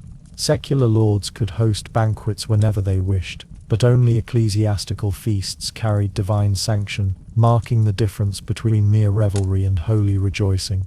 Thus, even joy and abundance were absorbed into the Church's framework of control, leaving no sphere of life untouched by its rhythms. Food itself on feast days reflected this shift. While fast days were marked by fish, legumes, and oil, feast days opened the door to meat, dairy, eggs, and richer fare. Roasted meats, pies, spiced sauces, and sweet confections appeared at tables, often accompanied by ale and wine in abundance. The change was dramatic, reinforcing the sense of contrast between denial and indulgence. In monasteries, the shift could be equally striking. After weeks of beans and fish, feast days might permit cheese, eggs, and even meat, transforming the refectory into a place of genuine delight. The contrast sharpened the impact of both fasting and feasting, making each more meaningful. The theology of feasting was as carefully articulated as that of fasting. Feast days were framed as participation in divine joy, reflections of heavenly celebration. Augustine and later theologians emphasized that feasting, properly ordered, was not sinful, but a form of thanksgiving. The danger lay in excess, in turning feasting into gluttony or drunkenness. Thus, sermons for feast days often reminded listeners to temper joy with moderation, to celebrate in honor of God rather than in self-indulgence. Even here, moralization remained close at hand, shaping how people were meant to experience abundance. The cultural expressions of feast days extended beyond the table. They included processions, church services filled with music, the ringing of bells, the decoration of altars, and often popular festivities spilling into streets and marketplaces. In towns, feast days could take on a carnival atmosphere, with games, dancing, and plays that dramatized biblical stories or saintly legends. These moments blurred the line between sacred and secular, yet all remained anchored in the liturgical calendar. The Church's regulation of feast days thus extended beyond food into the broader rhythms of communal life, structuring joy as carefully as it structured restraint. One of the most significant features of this regulation was its inclusivity. Feast days were not restricted to the elite, but encompassed entire communities. While nobles might enjoy elaborate banquets, even peasants participated in shared meals, parish feasts, and public celebrations. This universality was deliberate. By regulating joy, the Church ensured that no one stood outside its calendar, that every person, rich or poor, cleric or lay, was bound by the same rhythm of denial and release. In this sense, the liturgical calendar was not only a religious system, but also a form of social cohesion, binding disparate lives into a common pattern of time. The regulation of feast days also had economic implications. Markets often coincided with feast days, as travelers gathered for both worship and trade. Pilgrimage centers, hosting major festivals for their patron saints, became hubs of commerce, drawing sellers of food, cloth, and relics. The rhythm of feasts thus shaped economic cycles, as much as agricultural ones did. Bakers prepared special breads, brewers timed their batches for festivals, and butchers profited from the sudden surge in demand for meat. In this way, the Church's regulation of time reached into the marketplace as surely as into the refectory. Feast days, then, were never simply holidays. They were structured, deliberate instruments of discipline and cohesion, balancing deprivation with joy, fasting with indulgence, silence with music. They offered release, but release that was sanctioned, controlled, and infused with theological meaning. They reminded people that joy, like hunger, belonged within the framework of sacred time. And as feast days reminded people when to indulge, clothing reminded them how to appear when doing so. For food was only one aspect of the body's discipline. The garments that adorned the body were equally subject to regulation, equally tied to the fate of the soul. If food was the means by which the Church governed appetite, clothing was the means by which it governed appearance. What one wore was never just fabric against the skin. It was a reflection of the inner state, a visible declaration of humility or pride, piety or vanity. In the medieval imagination, clothing was inseparably bound to the soul. The Church interpreted garments as outward signs of inward morality, shaping both monastic habits and lay fashion in ways that bound the body to spiritual order. In this manner, clothing became an extension of the soul, a silent sermon preached through fabric, color, and cut. Monasticism offers the clearest illustration of this principle. From the early centuries, the rule of Saint Benedict and its successors emphasized simplicity in dress. Monks were to wear garments of coarse material, usually undyed wool, to reflect humility and detachment from worldly vanities. The habit, the distinctive robe of a religious order, was not simply uniform, but an emblem of renunciation. To put on the habit was to shed individuality, to clothe oneself in obedience. The belt or cord that cinched it symbolized chastity, while the hood provided a practical covering that also conveyed modesty. Each detail was freighted with moral meaning, a constant reminder that the body must be subdued for the sake of the soul. Different orders developed distinct habits, each coded with symbolism. Benedictines typically wore black, a color associated with humility and death to the world. Cistercians adopted undyed white or gray wool, emphasizing purity and simplicity. Franciscans wore brown or gray habits of the cheapest cloth, patched and mended as a sign of poverty. The Dominican habit combined white tunics with black cloaks, visually linking purity with penance. In each case, the garment was inseparable from the order's identity, its theology woven into thread. For monks and nuns alike, the habit was a constant tactile reminder of vows taken and virtues pursued. Lay people, though not bound by vows, were nonetheless subject to ecclesiastical teaching about clothing. Preachers and confessors warned against vanity in dress, especially against luxurious fabrics. excessive ornamentation, or provocative styles. Clothing, they reminded their congregants, could reveal the state of the soul, pride, lust, or greed. Modesty was urged not only on women, but on men, though sermons directed more warnings to women, casting them as potential sources of temptation through immodest attire.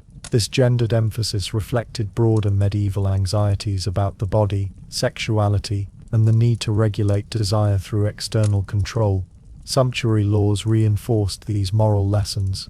Issued in various European kingdoms, often with church backing, these laws restricted what fabrics, colors, or ornaments could be worn by different classes. Silk, velvet, and ermine were reserved for the nobility, while peasants were expected to wear coarse wool or linen. Bright dyes such as scarlet or purple were similarly restricted.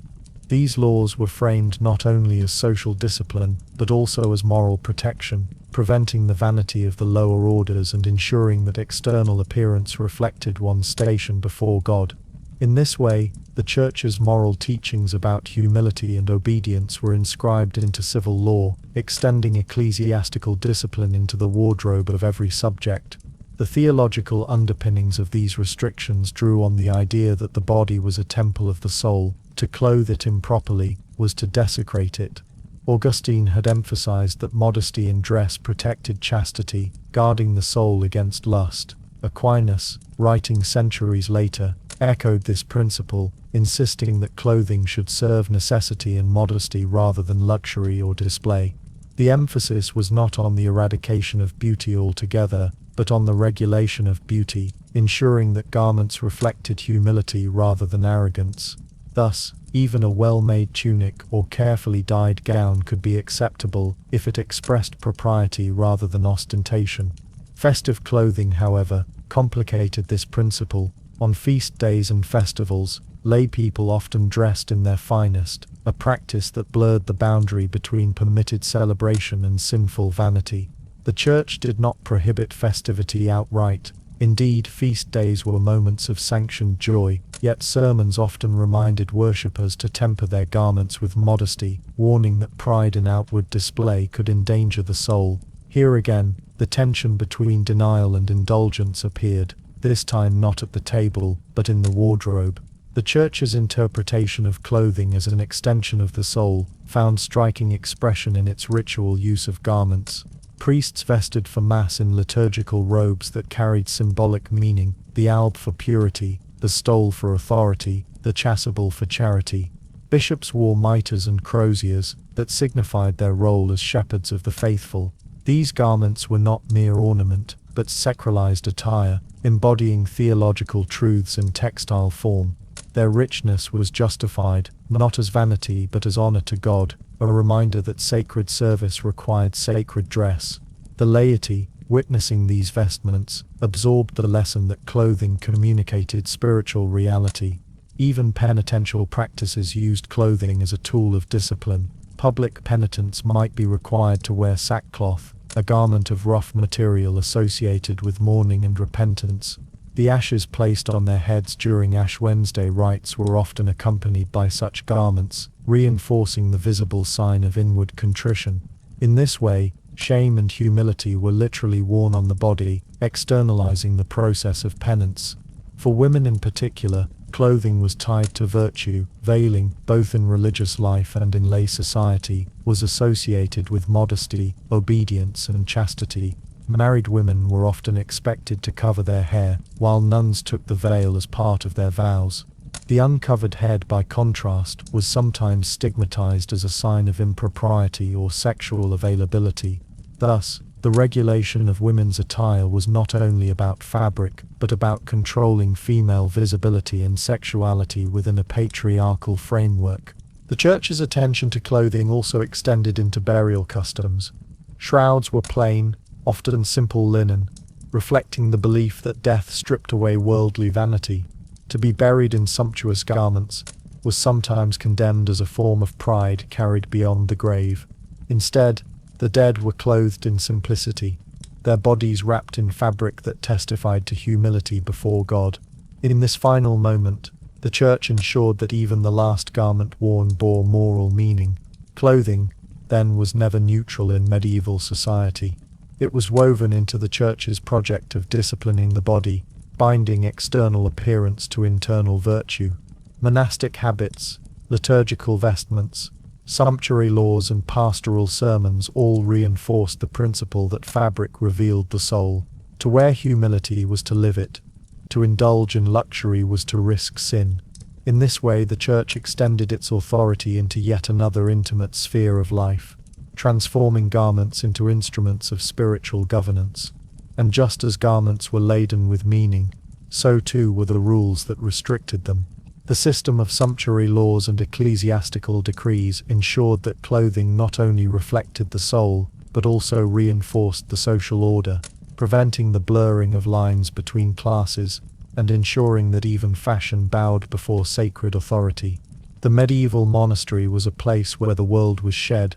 At its gates, those who entered left behind family ties, private possessions, and the patterns of ordinary life. Among the most visible symbols of this renunciation was clothing. To put on the habit was to put off the world. In the quiet halls of cloisters, where silence reigned and bells marked the hours, the habit stood as the constant sign of belonging to a community, ordered not by blood or wealth, but by obedience. The tunic, the scapula, the cowl, all simple garments of coarse wool, carried layers of meaning. They erased individuality, replaced vanity with humility, and bound each monk or nun into uniformity, a human fabric stitched together by regulated clothing. The rule of Saint Benedict, composed in the 6th century but immensely influential across medieval Europe, provided one of the earliest blueprints for monastic dress. Benedict did not prescribe elaborate detail, but he emphasized utility, modesty, and commonality. The clothing of monks, he wrote, should be suitable and appropriate to the climate of the region. It should be simple, functional, and above all, without extravagance. The emphasis was clear. Clothing was not a space for personal preference or display, but a daily reminder of humility and detachment.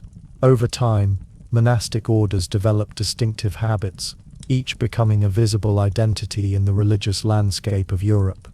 Benedictines wore black, a color associated with death to the world. Cistercians chose undyed wool, a pale white or gray that symbolized purity and poverty. Franciscans wore rough brown tunics tied with cords, embodying radical simplicity. Dominicans adopted a striking combination of white robes and black cloaks, representing purity and penance together. Carthusians, committed to solitude and austerity, wore white habits that reinforced their stark separation from worldly life. Each order's habit was thus not merely clothing, but theology expressed in fabric, a portable sermon that communicated the order's values without words. The uniformity of monastic clothing had profound social and psychological effects. In the cloister, individuality was stripped away. The wealthy novice who entered from a noble family wore the same coarse wool as the peasant who joined beside him. Gender aside, there was little to distinguish one monk from another, one nun from her sisters. The sameness of dress underscored the sameness of vocation. All had chosen obedience, silence, and humility under God. This erasure of individuality was deliberate, a discipline designed to weaken pride and foster a collective identity rooted in spiritual rather than personal distinction. Practicality was also central. Monastic habits were typically made of wool, durable, and relatively inexpensive, suited to the rhythms of agricultural labor as well as prayer. The tunic formed the basic garment, sometimes layered with a scapula, a long, wide strip of cloth worn over the shoulders, leaving the arms free for work. The cowl, with its attached hood, offered warmth and modest covering, especially useful in unheated dormitories or cold stone cloisters. The clothing was designed not for fashion but for function, reinforcing the idea that monks and nuns were workers for God, set apart from worldly luxuries. The uniformity extended beyond fabric into ritual. Receiving the habit was a key moment in the initiation of a novice. At the ceremony of clothing, the novice's secular garments were removed, and the habit was placed upon them as a sign of transformation. This act symbolized death to the old self and rebirth into religious life. The stripping of secular clothes was a renunciation of individuality, wealth, and vanity, while the donning of the habit marked entry into obedience and humility. This ritualized clothing underscored the central message: what one wore was not personal, but communal, not self-chosen, but received from the order, and through it, from God. Uniformity in dress also served as an external marker to the outside world. Monks and nuns were instantly recognizable, their habits proclaiming their vocation to all. The sight of a friar in his patched brown tunic, or a nun in her veil, carried moral meaning, reminding lay people of ideals of poverty, chastity, and devotion. In this way, the habit extended beyond cloister walls, functioning as a public symbol of the Church's ideals embodied in living persons. The discipline of clothing thus shaped not only the community within, but also the perception of the Church in society at large. The regulation of the habit was detailed and strict. In many orders, there were rules governing the number of garments permitted, the colors allowed, and even the way the clothing could be mended. Excess fabric was frowned upon as vanity, overly fine cloth was condemned as luxury. Patches, on the other hand, were often celebrated as signs of humility and poverty. Franciscan sources recount with pride the patched garments of friars, their clothes bearing witness to their vow of poverty. In this way, the very state of a garment became a moral text, conveying virtue or vice through thread and wear. There was also an ascetic dimension to this uniformity. The roughness of wool was sometimes intentionally chosen to mortify the flesh, a small but constant discomfort that reminded the wearer of their spiritual struggle. The lack of variety in clothing likewise subdued the senses, preventing attachment to vanity or novelty. This discipline of the body, through fabric, paralleled the discipline of appetite, through fasting, reinforcing the broader project of asceticism. In both cases, control of the external reinforced control of the internal. Women's monastic clothing carried additional layers of meaning. Nuns wore veils as signs of chastity, their hair cut short or entirely concealed, to symbolize renunciation of vanity and sexuality. The veil marked them as brides of Christ, separating them visibly from married women in lay society. Their habits, like those of monks, emphasized modesty and uniformity, stripping away individuality in favor of collective identity. In both male and female communities, clothing was thus central to the discipline of the body and the expression of the soul. The monastic habit, then, was not simply uniform clothing, it was a system of meaning, a ritual of renunciation, a daily practice of humility, and a symbol of communal belonging. It denied individuality in order to create unity, erased vanity to cultivate humility, and substituted fabric for words as a constant sermon. In this way, the habit became one of the Church's most effective instruments of control, disciplining the body and shaping the soul through regulated clothing. And beyond the cloister, the Church extended similar principles to society at large, enforcing laws that tied garments to status and virtue, ensuring that even outside monastic walls, clothing reinforced sacred hierarchies and preserved the order of Christendom. In the medieval world, clothing did not belong merely to the body, it belonged to the soul. The garments that covered men and women were read as signs of inner disposition, visible symbols of virtue or vice, humility or pride. The Church, whose task was to guide souls and discipline bodies, extended its reach into lay wardrobes as naturally as it did into sleeping and eating. Modesty was not merely advised, but enforced, woven into sermons, confessional manuals, and even the statutes of local synods. The body was to be covered, its form restrained, its fabric sober, its colors subdued. Ornament was treated with suspicion, luxury with outright hostility. What one wore was both a matter of morality and an index of obedience to the Church's vision of a rightly ordered society. The emphasis on modesty emerged from the theological conviction that the body, though created by God, was also a site of temptation and sin. From the writings of Augustine onward, Christian thought stressed the fallen state of humanity, the inclination of the flesh toward concupiscence. Nakedness, once a sign of innocence in Eden, became after the fall a sign of shame. Clothing in this reading was both necessity and symbol. It concealed the body's sinful allure and reminded humans of their need for humility before God.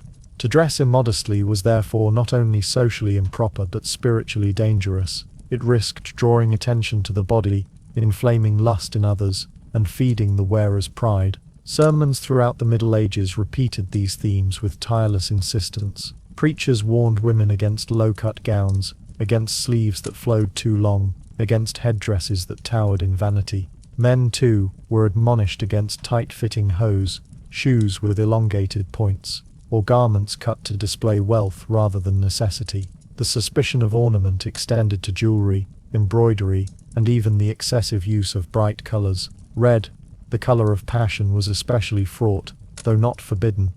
Clerics often cautioned against its association with lust. Black, white, and brown were praised for their sobriety, while muted shades conveyed humility and modesty. Luxury in fabric was another recurring target. Silks from Byzantium, velvets from Italy, and furs from the north carried not only social prestige but moral danger. To clothe oneself in soft or costly fabric was seen as a betrayal of humility, a waste of resources that could better be spent on almsgiving. Church councils at times explicitly banned the wearing of such materials, particularly among the lower classes, whose attempts to imitate the nobility were read as both moral corruption and social disorder. Even among the wealthy, indulgence in costly dress was framed as sinful ostentation, drawing divine judgment upon those who indulged in vanity. The regulation of lay clothing was not only verbal but legal. Local synods and councils frequently issued canons concerning dress, especially women's dress. The Fourth Lateran Council of 1215, while primarily remembered for its theological decrees, also reinforced the importance of modest appearance. Parish priests in their sermons and confessional interrogations took up these themes and translated them into local discipline. In many cases, bishops or parish authorities could fine or publicly censure those who appeared in scandalous or excessive dress. Clothing thus became part of the moral jurisdiction of the Church, no less than marriage or sacramental observance. Modesty codes also reinforced gendered expectations. Women, as the presumed guardians of chastity, bore a particular burden of dress regulation. Veiling was common in many regions, a sign of marital status and modesty, rooted in Pauline injunctions about women covering their heads in worship.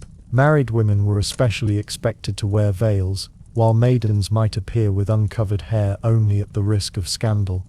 In some areas, widows were required to adopt sober clothing, abandoning the colors and ornaments of youth for dark and plain garments that reflected their changed state. Men, by contrast, were less burdened with veiling, but were nonetheless expected to avoid vanity in tailoring or ornament. The suspicion of masculinity adorned with finery, whether jeweled belts or extravagant hats, appears in many sermons, revealing the extent to which modesty was framed as a universal moral duty. At the same time, the Church's suspicion of ornament and color never wholly extinguished the human desire for self-expression. Lay people continued to experiment with fashion, pushing boundaries even as preachers railed against them.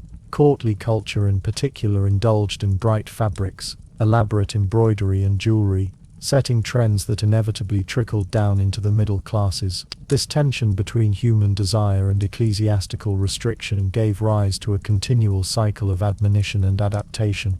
Preachers condemned new fashions, tailors adjusted styles to skirt prohibitions, and councils issued new canons to clamp down again. In this sense, the lay wardrobe was a contested space, shaped both by the Church's moral codes and by the persistence of social aspiration. Nevertheless, the idea that clothing expressed the soul remained central.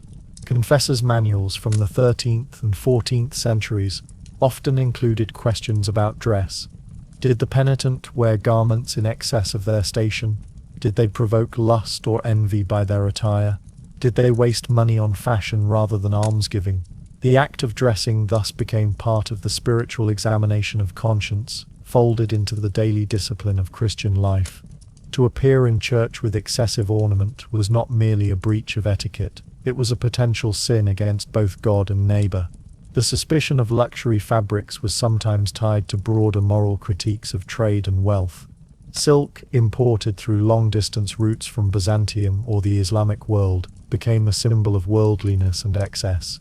To wear silk was not only to indulge the senses, but to participate in a system of commerce that, in the eyes of some moralists, was already tainted by greed and exploitation.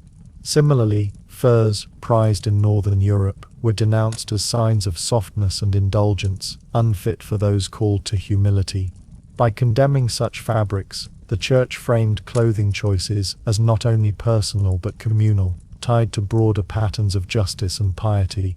The suspicion of ornament, luxury and color thus worked on multiple levels. It reinforced humility as a personal virtue, modesty as a social expectation, and obedience as a religious duty. Clothing became one of the ways the Church extended its influence into the most intimate corners of daily life, regulating not only how people prayed and ate, but how they appeared to one another. The wardrobe was transformed into a moral landscape, where fabric and thread carried eternal consequences. And as the Church's suspicion of lay wardrobes deepened, it began to codify restrictions more explicitly, developing systems of sumptuary law that tied garments to sacred hierarchies of class, status, and virtue. Laws that sought to preserve order in both heaven and society, through the regulation of color, cut, and cloth. In the medieval imagination, clothing was not simply fabric cut to cover the body. It was an outward reflection of one's inner state, and an index of one's place in the sacred and social order. As such, the Church, and often secular rulers acting with ecclesiastical blessing, turned to law as a means of codifying what could and could not be worn. These were the sumptuary laws, a set of prescriptions and prohibitions that sought to regulate dress according to class, vocation, and moral standing. By limiting access to silks, jewels, and bright colors, the Church presented itself as guardian not only of souls, but of society's hierarchies, ensuring that garments did not blur the lines of station or entice the wearer into pride and sin. The roots of ecclesiastical involvement in sumptuary dress lay in theology. Clothing, as earlier writers like Augustine had emphasized, existed in part to cover the shame of the fallen body. To adorn the body excessively was therefore a betrayal of its intended modesty. Thomas Aquinas, writing in the Summa Theologica in the 13th century, crystallized this view with characteristic clarity. Adornment in clothing was not intrinsically sinful, but it became sinful when pursued for vanity, sensuality, or deception. Aquinas allowed that garments could vary according to status. A noble might dress more finely than a peasant without sin, but he warned against excess and against the crossing of established boundaries. It was this careful balance between status and virtue that sumptuary law attempted to codify. From the 13th century onward, ecclesiastical authorities increasingly issued canons and decrees to regulate dress. Councils, diocesan synods, and papal pronouncements all carried provisions that touched upon clothing. Bright colors, particularly red and purple, were often singled out for restriction, reserved for high-ranking clerics or the nobility. Silk, imported at great cost from Byzantium, the Islamic world, and later from Italy, was denounced when worn by the lower orders of society. Jewels, rubies, sapphires, pearls, could be used by kings, queens, and great lords, but not by merchants' wives or daughters of artisans. Even fur, prized in Northern Europe for warmth as well as luxury, was frequently restricted, with ermine reserved for the highest classes, and prohibitions against lesser folk wearing sable or vair. The enforcement of such restrictions was uneven, but the message was clear. Clothing was not a matter of individual taste, but of divinely ordered hierarchy. To dress above one's station was not merely pretentious, it was sinful. It disrupted the visible order of society, which was understood to mirror the invisible order of heaven. Just as angels were ranked in choirs, so too were humans ranked by status, and garments provided one of the most immediate markers of these ranks. The Church, by legislating clothing, reinforced this hierarchy and embedded it in the daily fabric of life. Sumptuary laws also targeted specific occasions of ostentation. Weddings, for example, were moments when families were tempted to display wealth through extravagant clothing. Ecclesiastical statutes often set limits on the cost or ornamentation of bridal attire, lest vanity overwhelm the sacramental solemnity of the rite. Funerals likewise drew regulation, with limits placed on mourning garments and the adornment of the deceased. The Church insisted that even in these liminal moments of life and death, clothing should express humility rather than excess.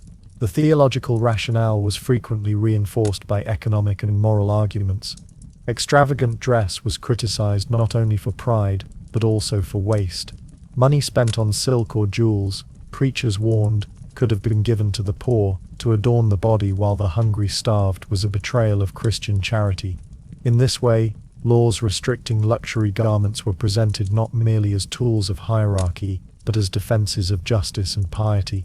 Excessive consumption threatened not only souls, but the stability of society itself, drawing wealth away from its proper uses.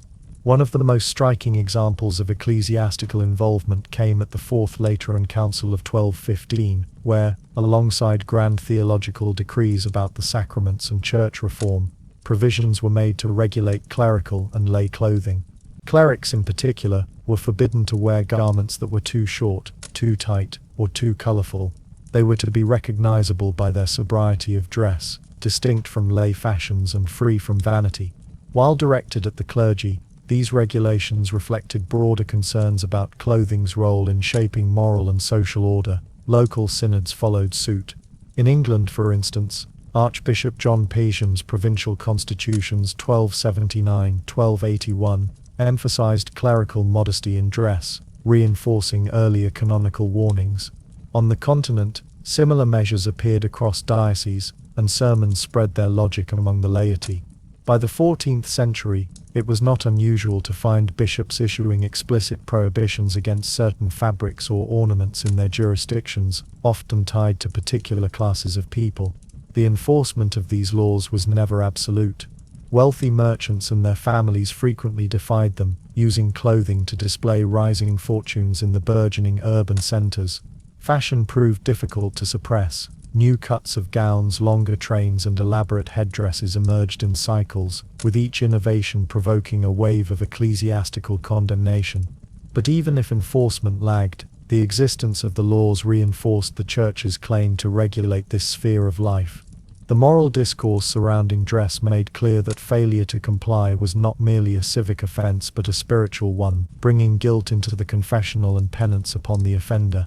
It is important to note that ecclesiastical sumptuary regulations were not enacted in isolation from secular rulers. Kings and princes often issued parallel laws, restricting garments by class, partly to preserve the privileges of the nobility against encroaching merchants and partly to maintain visible order in their courts and towns. Yet these secular laws almost always borrowed their moral legitimacy from ecclesiastical teaching. A royal decree against wearing ermine or silk gained weight precisely because preachers could reinforce it from the pulpit, reminding subjects that vanity and pride were sins against God as well as offenses against law. The interplay between ecclesiastical law and social aspiration was therefore constant. The Church sought to preserve humility in hierarchy. Individuals sought to express wealth and ambition. This tension produced a cultural landscape where clothing was always contested, always read as both fabric and symbol, both practical necessity and moral statement. The very existence of these laws reveals the Church's determination to extend its authority into every corner of human life. Just as it regulated sleep through bells and canonical hours, and eating through fasts and feasts, so too did it regulate the body's appearance through laws of modesty and luxury. By restricting silks, jewels, and bright colors, the Church ensured that garments were not merely personal choices but instruments of obedience, tools of discipline, and reflections of a divine hierarchy that stretched from heaven to earth. And as these laws took root, clothing came to embody not only the discipline of the individual, but the visible map of society itself, distinguishing clergy from laity, nobles from peasants, men from women, and Christians from those outside the faith. In this way, garments became one of the Church's most enduring instruments of order, their threads binding souls into the sacred fabric of Christendom. The medieval Church did not only legislate what the laity could or could not wear, it also cultivated with extraordinary care the clothing of its own priests and bishops. These garments, known collectively as vestments, were not meant for everyday wear, but were reserved for liturgy and sacrament. They carried heavy symbolic meaning, marking the separation between the sacred and the secular, and setting clerics apart from the communities they served. In their colors, fabrics, and forms, vestments expressed theological ideas about holiness, purity, sacrifice, and authority. They also shaped cultural expectations, influencing broader fashion codes, and reinforcing the idea that clothing itself was inseparable from spiritual order. Vestments developed gradually from the ordinary dress of the Roman world. In late antiquity, as Christianity emerged from persecution and entered the mainstream of imperial society, priests and bishops officiated in garments that were not, at first, distinct from those of other citizens. The long tunics and cloaks of Roman fashion became, over time, fossilized into liturgical garments, while lay clothing evolved along other lines. Thus the chasuble, originally a common outer cloak cassola, became the distinctive Eucharistic vestment of priests. The alb, once a simple linen tunic, was retained for liturgical use, while ordinary clothing shortened and diversified. What had once been shared clothing became specialized vesture, preserved and sacralized by the Church. By the early Middle Ages, vestments had taken on layers of symbolic meaning. The alb, white and ankle length, symbolized purity of heart, covering the cleric as baptism had once clothed the Christian soul in grace. The stole, a long strip of cloth worn around the neck, came to represent the yoke of Christ and the authority of ordination. The chasuble, in enveloping the priest during the Mass, was interpreted as the garment of charity, which must cover all virtues. Bishops, with their mitres, rings and croziers, were adorned in garments that proclaimed not only their office, but their role as shepherds of the faithful. These vestments, while retaining symbolic meaning, also created a visible distinction between cleric and layperson. The very sight of a priest vested for Mass was a reminder of sacred authority. Colors reinforced this distinction, with the liturgical year dictating precise hues for different feasts: white for purity at Easter and Christmas, red for the blood of martyrs at Pentecost, violet for penance during Advent and Lent, green for the long stretches of ordinary time. This codification of color not only disciplined the appearance of clergy, but also trained the laity to read clothing as a sign of time, season, and theology. The symbolic richness of vestments extended into allegory. Medieval commentators, such as Pope Innocent III in his treatise De Sacro Altaris Mysterio, on the sacred mystery of the altar, provided detailed explanations of each garment's spiritual meaning. The girdle bound around the alb represented chastity. The amice, a square cloth placed around the neck, symbolized the helmet of salvation, protecting the priest against temptation. The maniple, a small strip of fabric worn over the arm, signified the burdens of ministry and the tears of penance. Such allegories reinforced the idea that vestments were not mere clothing, but embodiments of spiritual truths. To dress for Mass was not simply to adorn the body, but to assume the visible armor of the priestly vocation. The distinction between sacred and secular dress created by vestments carried important cultural implications. While lay people were instructed to wear modest and simple clothing, clerics were permitted, indeed required, to wear vestments that were often rich in color, ornament, and fabric. Gold embroidery, silks, and precious stones were not only tolerated, but celebrated in liturgical garments, provided they were used in service of the altar. What was condemned as vanity, in A Merchant's Daughter, was sanctified when used in the embroidery of a chasuble. The paradox was not lost on medieval observers, yet it served a clear purpose. It reinforced the idea that beauty, wealth, and artistry belonged properly to God, and were sanctified when directed toward the worship of the divine. This distinction also reinforced hierarchy within the Church itself. The vestments of a simple parish priest were plainer than those of a bishop or archbishop. The mitre, crozier, and pallium were marks of higher office, immediately recognizable as signs of authority. The Pope's vestments, more elaborate still, emphasized his role as the vicar of Christ on earth. Just as lay clothing marked class and status, so too did clerical vestments create a visible hierarchy within the sacred order. The visual language of fabric and ornament mirrored the invisible structures of power. Vestments were also a locus of artistic and economic activity. Their embroidery provided opportunities for artisans, often women in convents, to contribute to the beauty of liturgy. Some of the finest examples of medieval textile art survive in vestments, adorned with gold thread, pearls, and intricate designs. These garments reflected the wealth and devotion of patrons who commissioned them, channeling worldly riches into sacred service. Yet even here, the Church drew boundaries. The richness of vestments was justified only by their sacred function. To wear such garments outside the liturgy, or for personal display, would have been condemned as pride and abuse. The influence of vestments extended beyond the sanctuary. By cultivating a strict and symbolic system of clerical dress, the Church established clothing as a primary language of meaning in society at large. Lay fashion, even when condemned, often borrowed elements from ecclesiastical forms. The use of long flowing robes, bright colors, or elaborate headdresses among nobles sometimes reflected the prestige of clerical garments. At the same time, the very contrast between vestments and lay dress reinforced the Church's teaching that clothing carried moral significance. People learned to read garments as signs of authority, humility, purity, or sin, a habit of thought that permeated every corner of medieval culture. The separation between sacred and secular dress also deepened the sense of otherness that surrounded the clergy. When priests vested, they assumed not only a garment but a role, one that removed them from ordinary life and set them apart as mediators between God and humanity. The physical act of putting on vestments thus mirrored the spiritual act of setting aside the world. For the laity, seeing their priests clothed in sacred garments reinforced the boundary between themselves and the holy. It reminded them that access to the mysteries of salvation passed through these robed figures, whose garments proclaimed their authority as clearly as their words. Over time, vestments became one of the most enduring symbols of ecclesiastical power.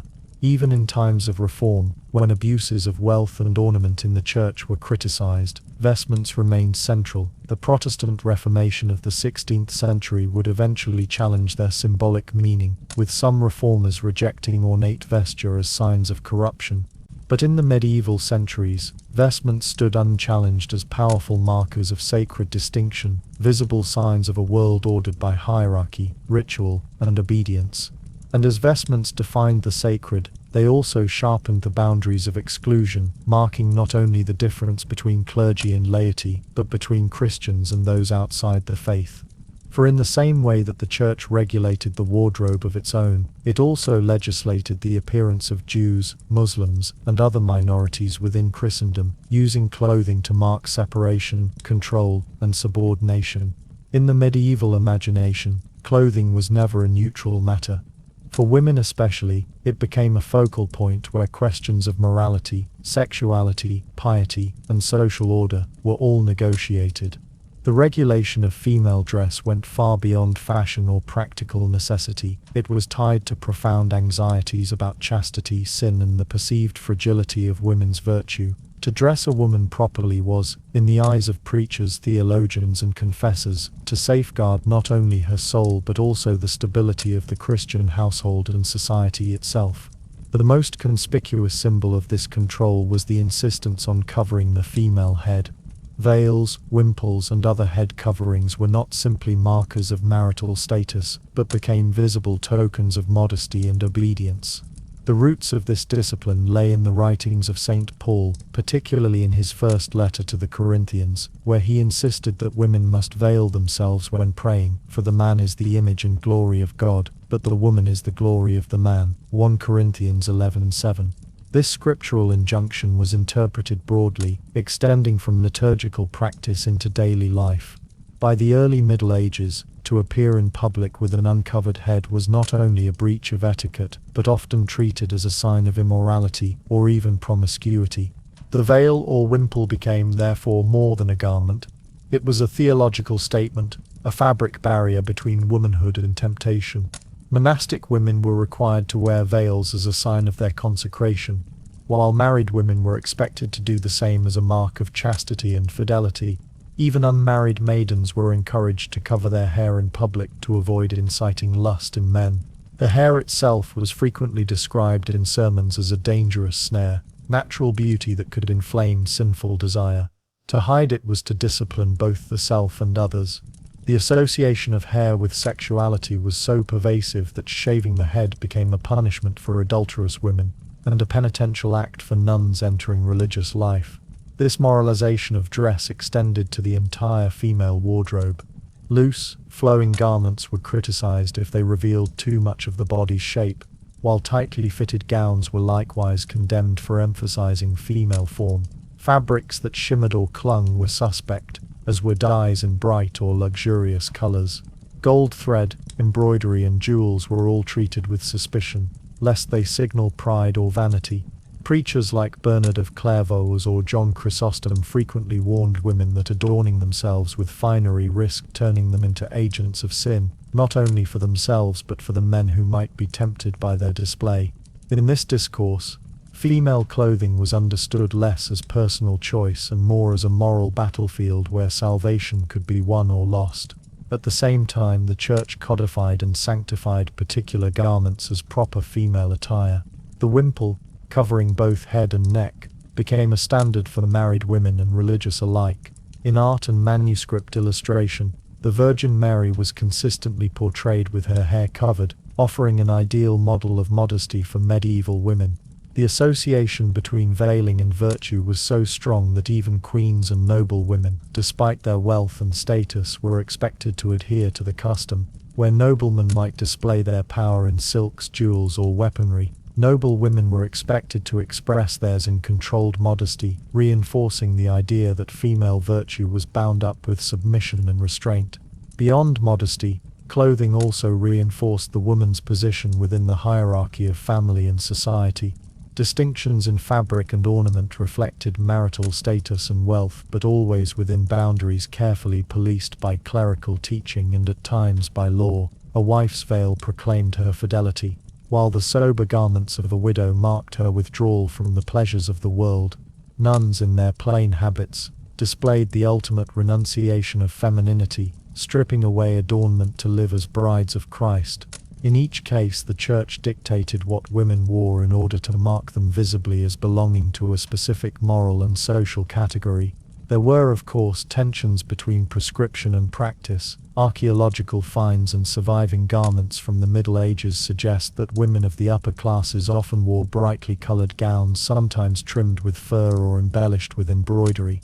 Illuminated manuscripts depict noble women in elaborate dress, suggesting that in reality fashion frequently pushed against clerical ideals, yet this only heightened the intensity of clerical warnings. The very existence of sumptuous female clothing provided the raw material for sermons that condemned such attire as evidence of spiritual weakness. Preachers often described a woman's love of fine clothes as a gateway to vanity, pride, and ultimately damnation. This focus on clothing as a moral issue was reinforced by confession manuals which asked women to account for sins of vanity in dress. Did they wear clothing too tight, too expensive, or too revealing? Did they use cosmetics to alter their appearance? Such questions made women's daily choices about clothing matters of spiritual scrutiny, to be examined before a priest. Thus, the wardrobe became a site of confession, repentance, and ecclesiastical control. Theological writings were accompanied by practical enforcement. Councils and synods sometimes issued decrees about women's dress, especially regarding head coverings in church. Local authorities working in tandem with clerical advice could impose fines or restrictions on women who dressed above their station. In some towns, prostitutes were required to wear distinctive clothing such as striped hoods or badges, in order to make their moral status visible. Thus, female attire was not merely a private matter but a public signal, used by church and state alike to reinforce boundaries of virtue and vice. At its heart, the Church's control of women's clothing reflected a deeper conviction about the female body, that it was inherently dangerous, prone to vanity, and in need of constant regulation. Where men's clothing was subject to rules of status and modesty, women's clothing was treated as a moral necessity, a safeguard against temptation both for the wearer and for the society that observed her. This asymmetry reveals much about medieval gender dynamics. Women were not only responsible for their own virtue, but were also charged with the spiritual safety of others. their clothing seen as a potential stumbling block for male souls. Despite the rigidity of these teachings, women themselves were not without agency. Some resisted or subverted expectations by adopting fashionable styles, while others embraced the ideals of modesty as a form of empowerment, aligning themselves with models like the Virgin Mary or revered female saints. Yet, in all cases, their clothing was subject to scrutiny and interpretation, filtered through the moral lens provided by the Church. Thus, in the medieval world, a woman's dress was never just fabric, it was a constant statement of her piety, obedience, status, and moral worth. The veil and wimple, the long gown and modest colours, all spoke volumes in a culture where the body was feared as much as it was revered. By regulating what women wore, the Church extended its influence into the most intimate spaces of daily life, clothing itself in authority over both body and soul. And yet, as much as women's clothing was subject to moral regulation, the Church also directed its authority outward, legislating the appearance of entire communities, particularly religious and ethnic minorities, whose very clothing became a matter of ecclesiastical decree. By the High Middle Ages, the regulation of sleep, eating, and clothing had ceased to be treated as a series of separate concerns. Instead, the Church presented them together as interconnected disciplines of the flesh, woven into a single system of control and sanctification. These were not arbitrary restrictions but carefully articulated practices designed to shape the body, and through the body, to form the soul. Medieval theologians, monks, and confessors did not consider when one went to bed, what one placed on the table, or how one dressed in the morning to be mere matters of habit. Rather, they were understood as daily exercises in humility, obedience, and vigilance. At the heart of this vision lay the conviction that the human body was not a neutral vessel. It was, in the language of Augustine and later scholastic thought, a battlefield where the opposing forces of spirit and flesh contended. The desires for food, comfort, ornament, or rest were not innocent longings. They were impulses that, if left unchecked, could enslave the soul. Hence, regulation of the body became a matter of spiritual training. Just as an athlete disciplines the body for competition, so the Christian was required to discipline the body for salvation. Sleep, food, and clothing were treated as three principal fronts in this lifelong training. Sleep, as earlier chapters in this story have suggested, was fragmented, interrupted, and closely monitored in monastic life. The rule of Saint Benedict did not simply regulate hours of prayer, it structured rest itself, demanding wakefulness during the night, so that monks might resist the torpor of sloth. The lay world, influenced by this monastic model, internalized the idea that rest must be purposeful, never indulgent, always subordinated to the higher rhythms of the liturgy. Sleep became a discipline not only of time but of posture. Monks rested, clothed in shared dormitories, deprived of the privacy and comfort that might encourage laxity. To sleep in this way was to keep the body in readiness, to demonstrate vigilance against temptation, and to embrace humility through discomfort. Eating, too, was reinterpreted as a moral exercise. The human necessity of nourishment was turned into a sacramentally charged discipline of fasting and feasting. The liturgical calendar dictated not only the cycle of prayer but also the pattern of the table. Nearly half the year was bound to fasting, a rhythm that trained Christians to resist the pleasures of meat, dairy, and rich foods. Even on ordinary days, portion sizes were prescribed in monastic rules, measured carefully to prevent indulgence. Food was framed not as a pleasure, but as fuel, a ration for the journey of the soul. To abstain was to exercise mastery over desire. To partake at feast days was to experience joy only in a form sanctioned by sacred order. The regulation of the table thus became a profound instrument of control, forming habits that linked the body's appetites with the Church's authority. Clothing completed this triad of bodily disciplines. Just as sleep was regulated by shared routines and food by the liturgical calendar, dress was regulated by codes of modesty, humility, and obedience. The monastic habit stripped away individuality, rendering all equal under the cloth of obedience. Lay clothing, too, was shaped by clerical teaching. Women covered their hair, men avoided ostentation, and all were reminded that what was worn on the outside signaled the state of the soul within. To dress modestly was to wear humility, as a garment, to avoid vanity, and thereby shield oneself from pride, one of the deadliest of sins. Sumptuary laws, enforced with clerical backing, extended this regulation into civic life, transforming clothing into a visible symbol of moral order. When seen together, these disciplines reveal a coherent pattern. Sleep, food, and clothing were not treated separately, but as parts of a holistic ascetic program. They were three daily arenas in which the flesh could be tamed, desire restrained, and obedience practiced. Monks in their cloisters and peasants in their fields alike learned that to rest excessively, to eat greedily, or to dress luxuriously was to endanger not only their moral standing, but their eternal destiny. Each choice, repeated day after day, became part of the training ground for salvation. The intertwining of these bodily regulations also reinforced the Church's authority, because sleep, eating and dress occurred daily. They placed the believer in constant dependence on clerical teaching. A bell summoned one from bed, a priest determined which foods were permitted, sermons instructed on proper attire. The Church thus extended its reach into the smallest details of existence, ensuring that no moment of the day was entirely free from its influence. The body itself became a text, written with rules and restrictions, read and interpreted by ecclesiastical authority. This vision was articulated in theological writings across the centuries. Thomas Aquinas, in the Summa Theologia, categorized gluttony, sloth, and pride as deadly sins, directly linking sleep, food, and clothing to the fate of the soul. Preachers in cathedrals and friars in marketplaces repeated the message in simpler form, urging Christians to see their beds, their tables, and their wardrobes as daily opportunities for virtue or vice. The pastoral manuals used by confessors further systematized this control. Penitents were questioned about oversleeping, overeating, or overdressing. Each fault assigned a penance. In this way, the sacraments themselves became entwined with bodily discipline,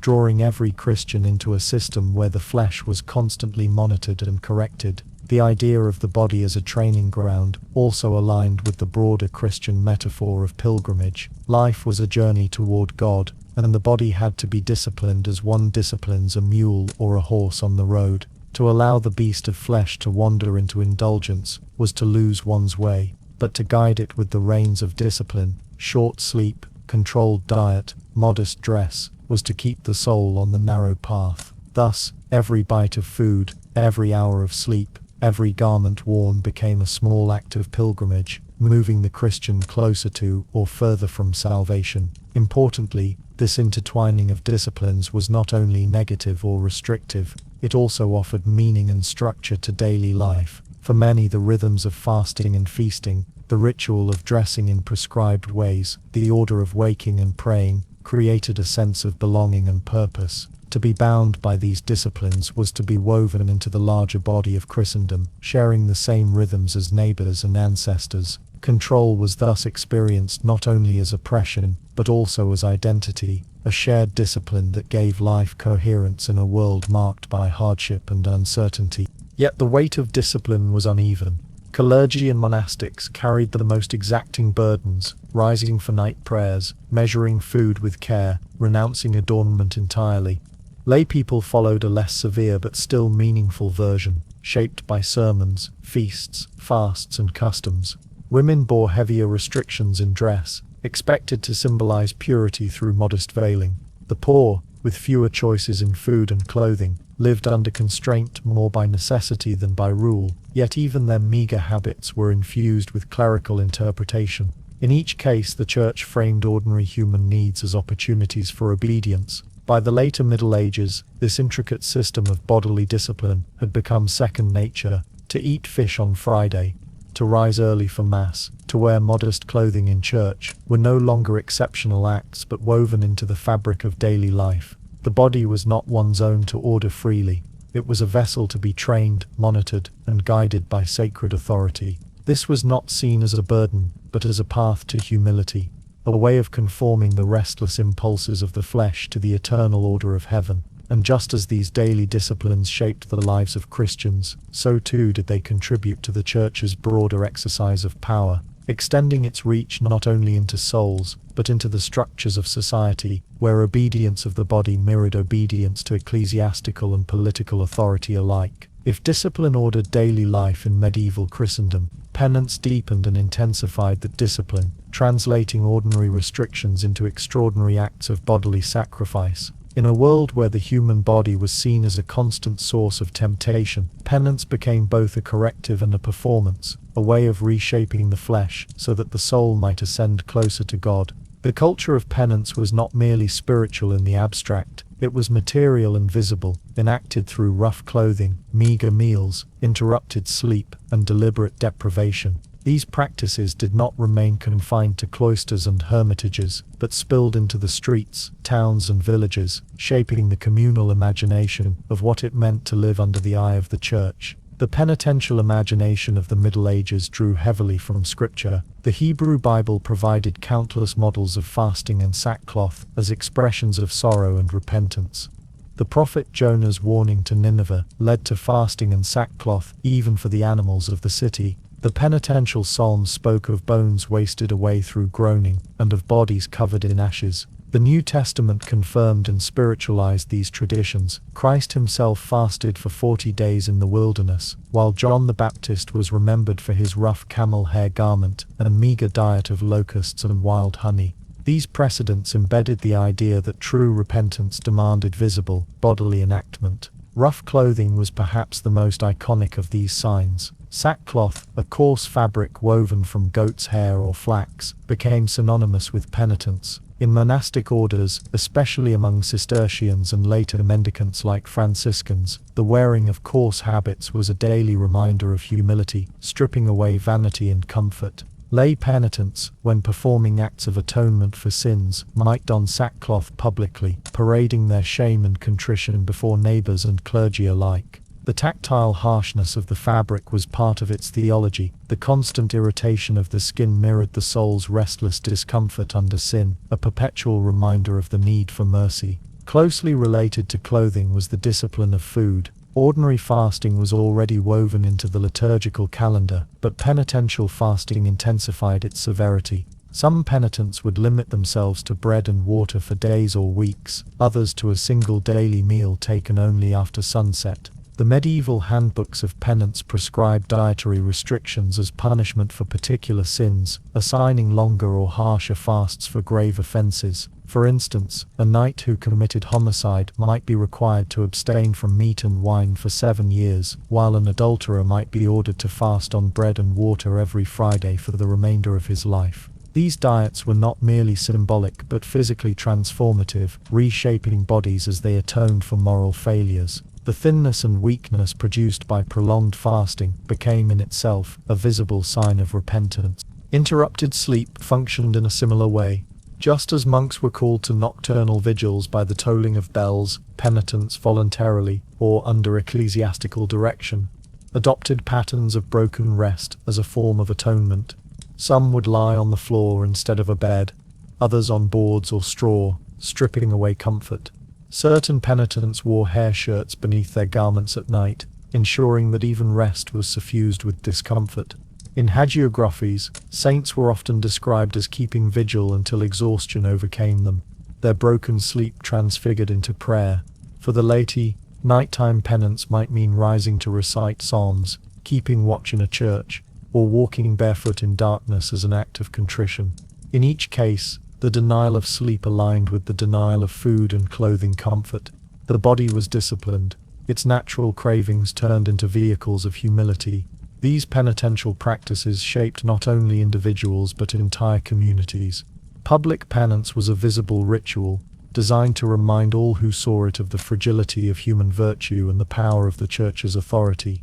A noble convicted of grave sin might be required to walk barefoot through the streets in sackcloth, perhaps carrying a candle to the altar as a sign of repentance. Sometimes rulers themselves enacted such rituals. Henry IV's famous penance at Canossa in 1077, where he stood barefoot in the snow, awaiting absolution from Pope Gregory VII, became a defining image of humility enforced by ecclesiastical power. Though exceptional, such spectacles reflected a wider culture where penance was expected to be seen as well as performed. Pilgrimage, too, was framed as a material penance, combining bodily hardship with spiritual purpose. Long journeys to distant shrines demanded rough travel, sparse meals, and exhaustion on the road. The Church often prescribed pilgrimage as penance, directing sinners to Santiago de Compostela, Rome, or Jerusalem, where the physical burden of travel mirrored the inward burden of sin. Clothing marked this penitential journey. The scallop shell of Santiago, or the simple cloak of a pilgrim, signaled both humility and obedience. Communities watched their neighbors depart on such journeys and celebrated their return, weaving personal repentance into the shared religious life of towns and villages. The material culture of penance also left traces in art and literature. Medieval illuminations often depicted penitents in sackcloth, bent in sorrow, or lying prostrate on bare ground.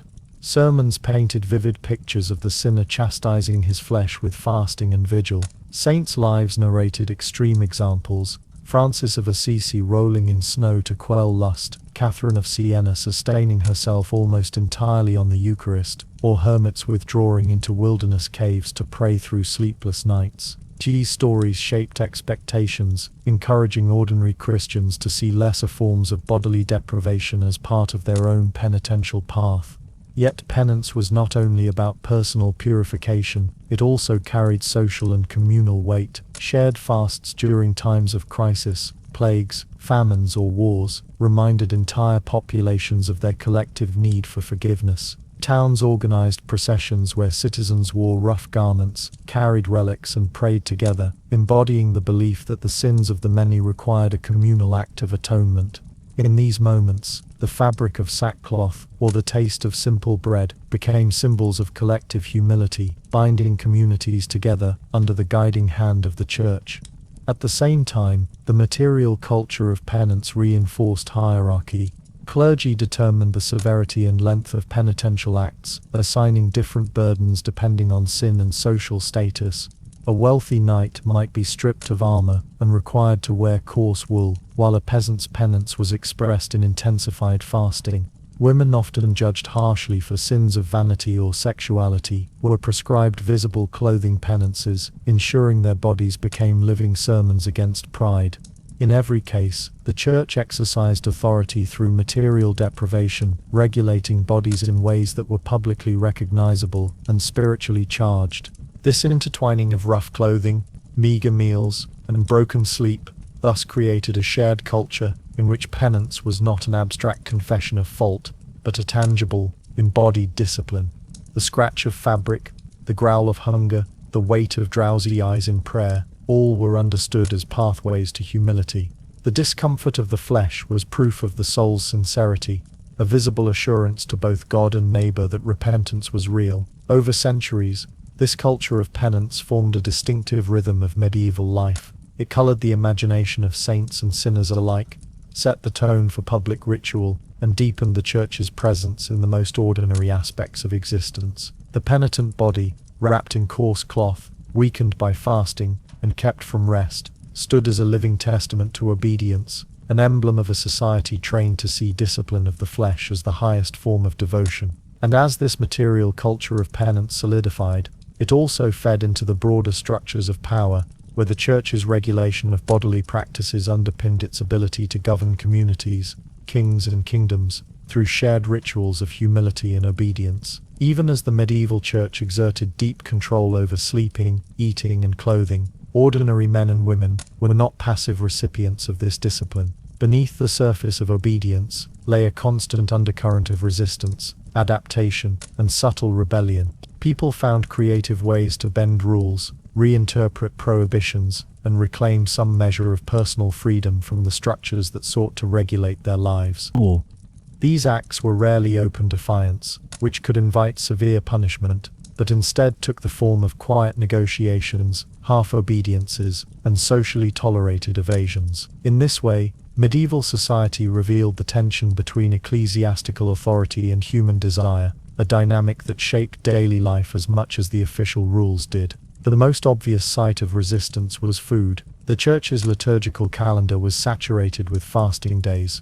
Nearly half the year demanded abstinence from meat, dairy, and sometimes even oil. While the theology behind fasting emphasized discipline of the flesh and solidarity with the suffering Christ, many lay people experienced the rules as burdensome, especially in agricultural communities, where meat and dairy were central to survival. Resistance often took the form of bending the categories themselves. For example, fish was permitted during fasts, but what counted as fish was creatively expanded. Beavers, because of their aquatic lives, were classified as fish by some clerics, allowing their meat to be eaten during Lent. Similarly, certain birds like barnacle geese were, in legend, believed to grow from driftwood or barnacles, and thus were counted as not quite land animals. Such categorization tricks reflected how communities sought loopholes that let them enjoy familiar foods, while still appearing obedient. Culinary creativity also flourished under these constraints. Almond milk, popularized as a substitute for dairy during fasting, became a staple in aristocratic households, allowing cooks to produce rich dishes without technically breaking rules. Monks and wealthy households often sponsored kitchens that turned fasting into an opportunity for refinement, serving elaborate dishes made from fish, vegetables and nuts that rivaled feast day fare. To the eye of the church, these meals fulfilled fasting requirements, but in practice they often subverted the spirit of austerity. Satirical writers of the period criticized monks and nobles for turning fast days into gastronomic spectacles, suggesting that resistance often blended with indulgence under the cloak of legalism. Dress provided another fertile ground for quiet rebellion. Ecclesiastical and secular authorities frequently issued sumptuary laws restricting who could wear certain fabrics, colors or ornaments. Silks, bright dyes, furs and jewels were often reserved for nobility, while commoners were expected to dress modestly in subdued tones. Yet surviving wills, inventories and court cases show that people across classes often ignored or sidestepped these laws. Wealthy merchants, for example, commissioned clothing in prohibited colors like scarlet or purple to signal their success, even if such hues were technically reserved for the aristocracy. Tailors learned to produce garments that looked modest from a distance but revealed expensive linings or embroidery when worn. Women in particular found ways to navigate restrictions, wearing veils or wimples as required but adorning them with subtle lacework, pins or costly fabrics. Clothing was also a site where resistance intersected with gender norms. The church tightly regulated women's appearance, especially hair, which was considered both a symbol of vanity and a potential source of temptation. Veils were enforced for married women, and sermons warned constantly about the dangers of elaborate hairstyles. Yet women often styled their hair fashionably beneath veils or decorated head coverings with jewels and embroidery. In many cities, records show repeated attempts to legislate against excess in women's dress, suggesting that enforcement was a losing battle.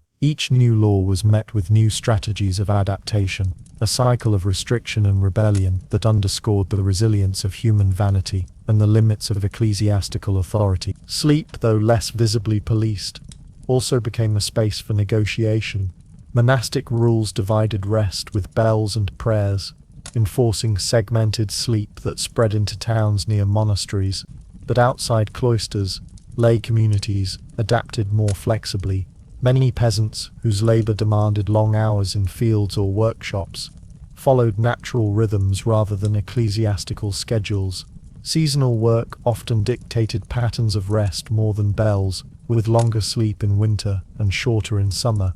Historical studies suggest that medieval people practiced biphasic sleep, with a first sleep after dusk, a waking period in the night for prayer, conversation, or even intimacy, and then a second sleep until dawn. While clergy encouraged nighttime waking to be filled with prayer, many laypeople used it for storytelling, social interaction, or quiet personal time. This practice embodied a subtle independence. The rhythms of rest bent ecclesiastical ideals to the realities of domestic life. Resistance sometimes moved from subtle adaptation into overt conflict, though always with risk. In some regions, communities resisted fasting by holding clandestine feasts, especially during Lent. Court records from late medieval Europe mention taverns fined for serving meat on forbidden days, showing that commercial pressures often outweighed religious prohibitions. Similarly, guilds and confraternities sometimes celebrated with meals that skirted fasting rules, blending civic identity with culinary indulgence. Such practices reveal that resistance was not only individual but could be collective, shared across groups whose cohesion outweighed fear of punishment. At the same time, satire and humor became safe outlets for criticizing excess regulation. Fabliaux, comic tales popular in medieval France, frequently mocked clerics who indulged in food, broke celibacy, or wore luxurious garments despite preaching against them. By laughing at hypocrisy, ordinary people carved out a cultural space where the strictures of the church were questioned, even if only indirectly. Carnival, the festival preceding Lent, also provided a structured moment of inversion, where rules about food, dress and behavior were parodied or temporarily overturned. This ritualized rebellion reminded people of the rules, but also allowed them to vent frustration, ensuring that outright revolt was rarely necessary. Resistance to clothing and food restrictions was sometimes tolerated because it revealed the flexibility of authority itself. Local priests often turned a blind eye to minor infractions, focusing discipline on more serious transgressions. Similarly, bishops and secular rulers passed sumptuary laws more to reaffirm social hierarchy than to achieve full compliance. In practice, enforcement was patchy, with wealthier offenders more able to evade punishment through fines or bribes. This unevenness created space for subtle rebellion to flourish, embedding negotiation into the very fabric of religious authority. Even in monasteries, the supposed centers of obedience, resistance manifested. Chronicles contain stories of monks secretly eating meat, sleeping past bells, or tailoring their habits for comfort. Reform movements, such as the Cluniac and Cistercian reforms, arose partly in response to these laxities, indicating that disobedience was widespread enough to necessitate periodic renewal. Here again, resistance did not destroy the system but became part of its rhythm: rule, evasion, reform, and repetition. Ultimately, these quiet forms of rebellion highlight the humanity of medieval Christians. While deeply embedded in a religious culture that took sin, penance, and salvation seriously, they were also practical people, seeking comfort, status, and joy in their lives. They learned to navigate restrictions with creativity, bending rules without breaking them outright,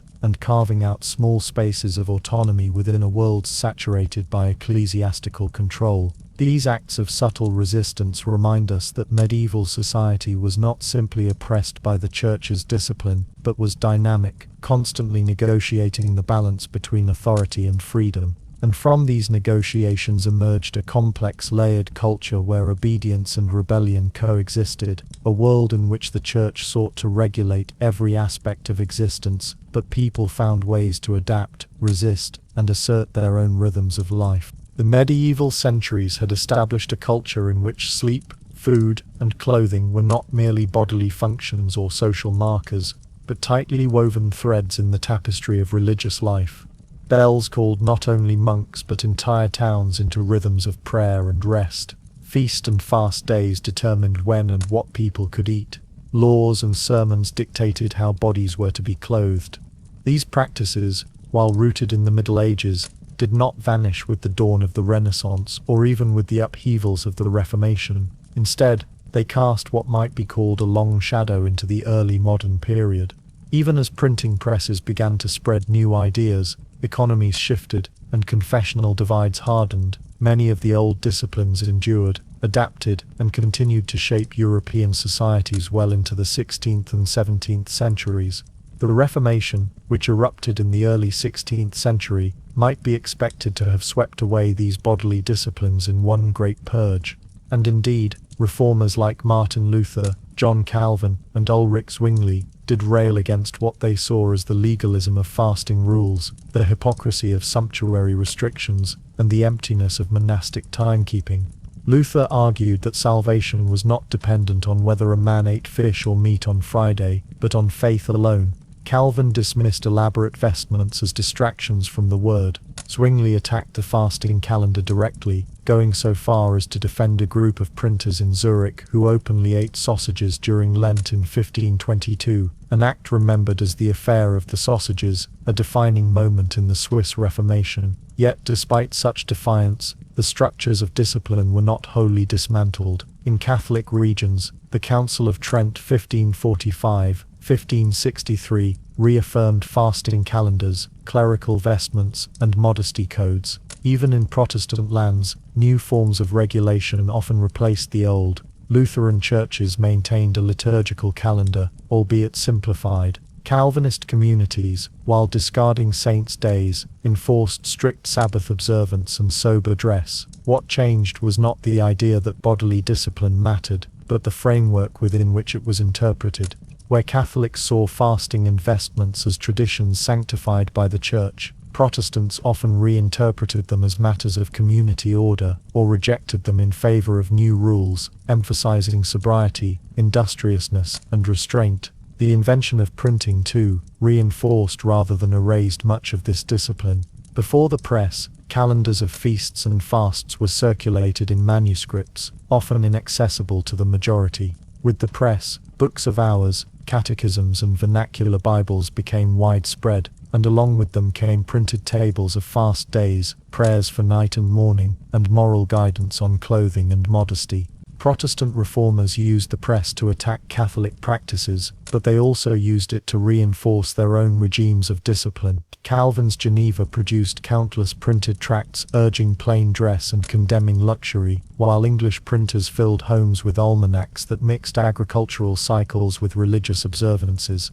The printed page, then, did not dissolve the regulation of sleep, eating and clothing, but extended it into households with new intensity. The persistence of fasting is especially striking. Even as Protestant regions abolished many feast days, fasting itself often endured in altered forms. Calvinist ministers promoted fasting as a response to crisis, plague, drought or war, framing it as an extraordinary act of communal repentance rather than a fixed calendar discipline. In Catholic lands, the traditional Lent and Advent fasts remained, reinforced by parish priests and bishops, who saw them as marks of Catholic identity in a divided Christendom. The Jesuits, rising to prominence in the 16th century, were particularly zealous in promoting fasting and other bodily disciplines as part of their pastoral mission. Thus, while the exact configuration shifted, the practice of regulating diet according to religious authority remained deeply ingrained. Clothing, too, continued to serve as a site of control and conflict.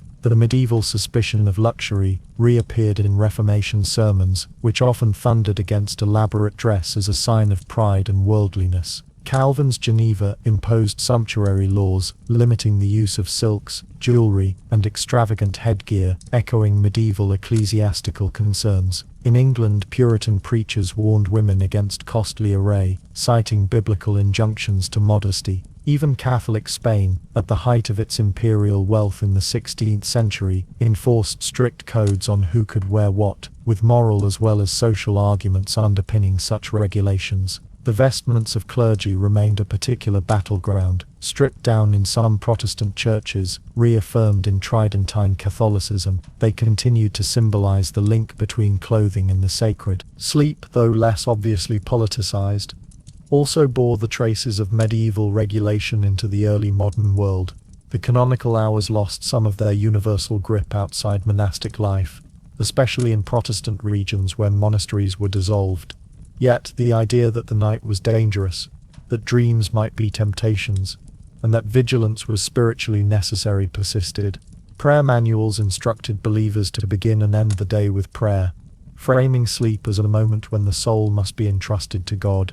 The practice of biphasic sleep, with waking periods in the night, remained common in both Catholic and Protestant Europe, and during these midnight intervals, pious individuals often read from printed Bibles or prayer books.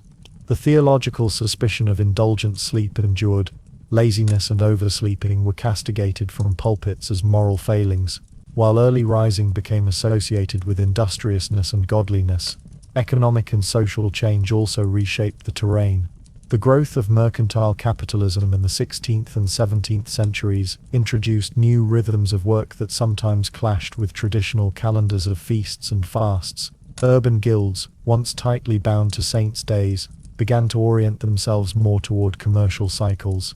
Nevertheless, even in rapidly changing cities like Antwerp or London, the liturgical calendar lingered.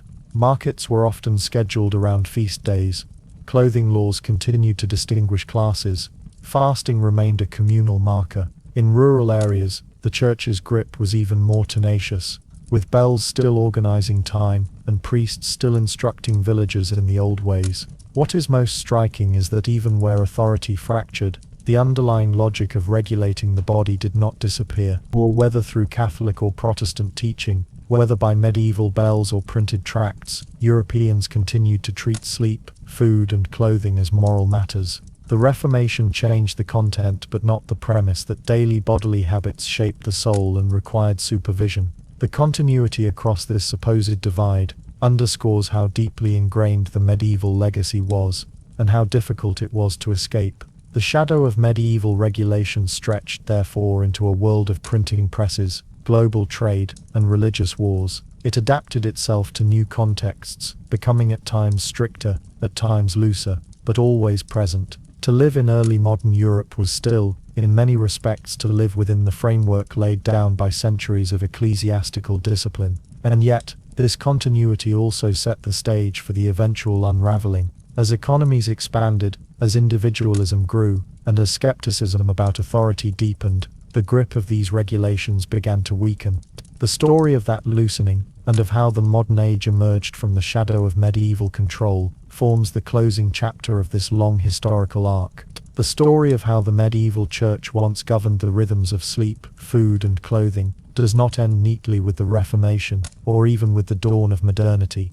These disciplines, rooted in centuries of repetition and habit, cast shadows far longer than their original institutional enforcement. In fact, much of what shapes our lives today, when we eat, how we dress, and even how we think about sleep and self-control, carries within it echoes of the medieval past. Though the church no longer rings bells through the night to summon the faithful to prayer, though few of us confess dreams to our priests, the residues of that system remain embedded in cultural memory, in social practices, and in our very bodies. The legacy of medieval control endures not in identical forms, but as patterns, expectations, and moral associations that still govern much of modern life. Consider first the persistence of mealtimes. In the medieval period, the church structured eating around fasting and feasting, embedding food within a sacred calendar. Today, though few societies follow ecclesiastical fasts, the rhythm of collective eating still bears traces of this heritage. Lunch at midday and supper in the evening follow a pattern shaped centuries ago by the division of hours. The very concept of breakfast, literally breaking the fast, derives from the church's framing of the night as a time of abstinence from food. Even in secular households, the language of fasting survives in traditions like the Lenten fast or intermittent fasting regimens, which often unconsciously echo the idea that denying food strengthens character. The moralization of diet, too, persists. Gluttony may no longer be preached as a deadly sin, but overeating is framed as unhealthy, shameful, and undisciplined, while restraint in eating is often praised as virtuous. Holiday cycles reveal the clearest survival of medieval rhythms. Christmas, Easter, and All Saints' Day remain public holidays in much of the world, even where religious observance has waned. The modern holiday season around Christmas is itself a faint echo of the medieval 12 days of Christmas, while Carnival survives in traditions like Mardi Gras, embodying the medieval logic of regulated indulgence before restraint. Public calendars across Europe still bear the imprint of saints' days, even if these are observed in a secular fashion. Bank holidays, school vacations, and civic festivals follow patterns first established by liturgical rhythms. What was once sacred time has become cultural time, but the structure itself remains. Clothing, too, continues to be bound up with moral codes rooted in medieval Christianity.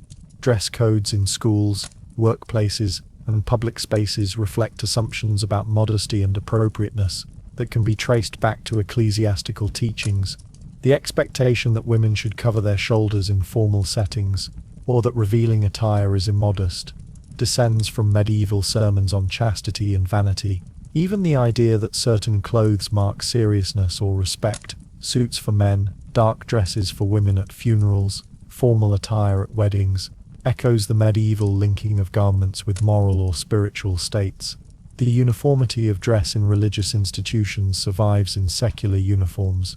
Judges' robes, academic gowns and even business suits carry the imprint of the monastic habit, signaling authority, order, and discipline through regulated clothing. Sleep, though less visibly moralized in the modern world, retains echoes of medieval suspicion toward indulgence. Early rising is still praised as industrious and virtuous.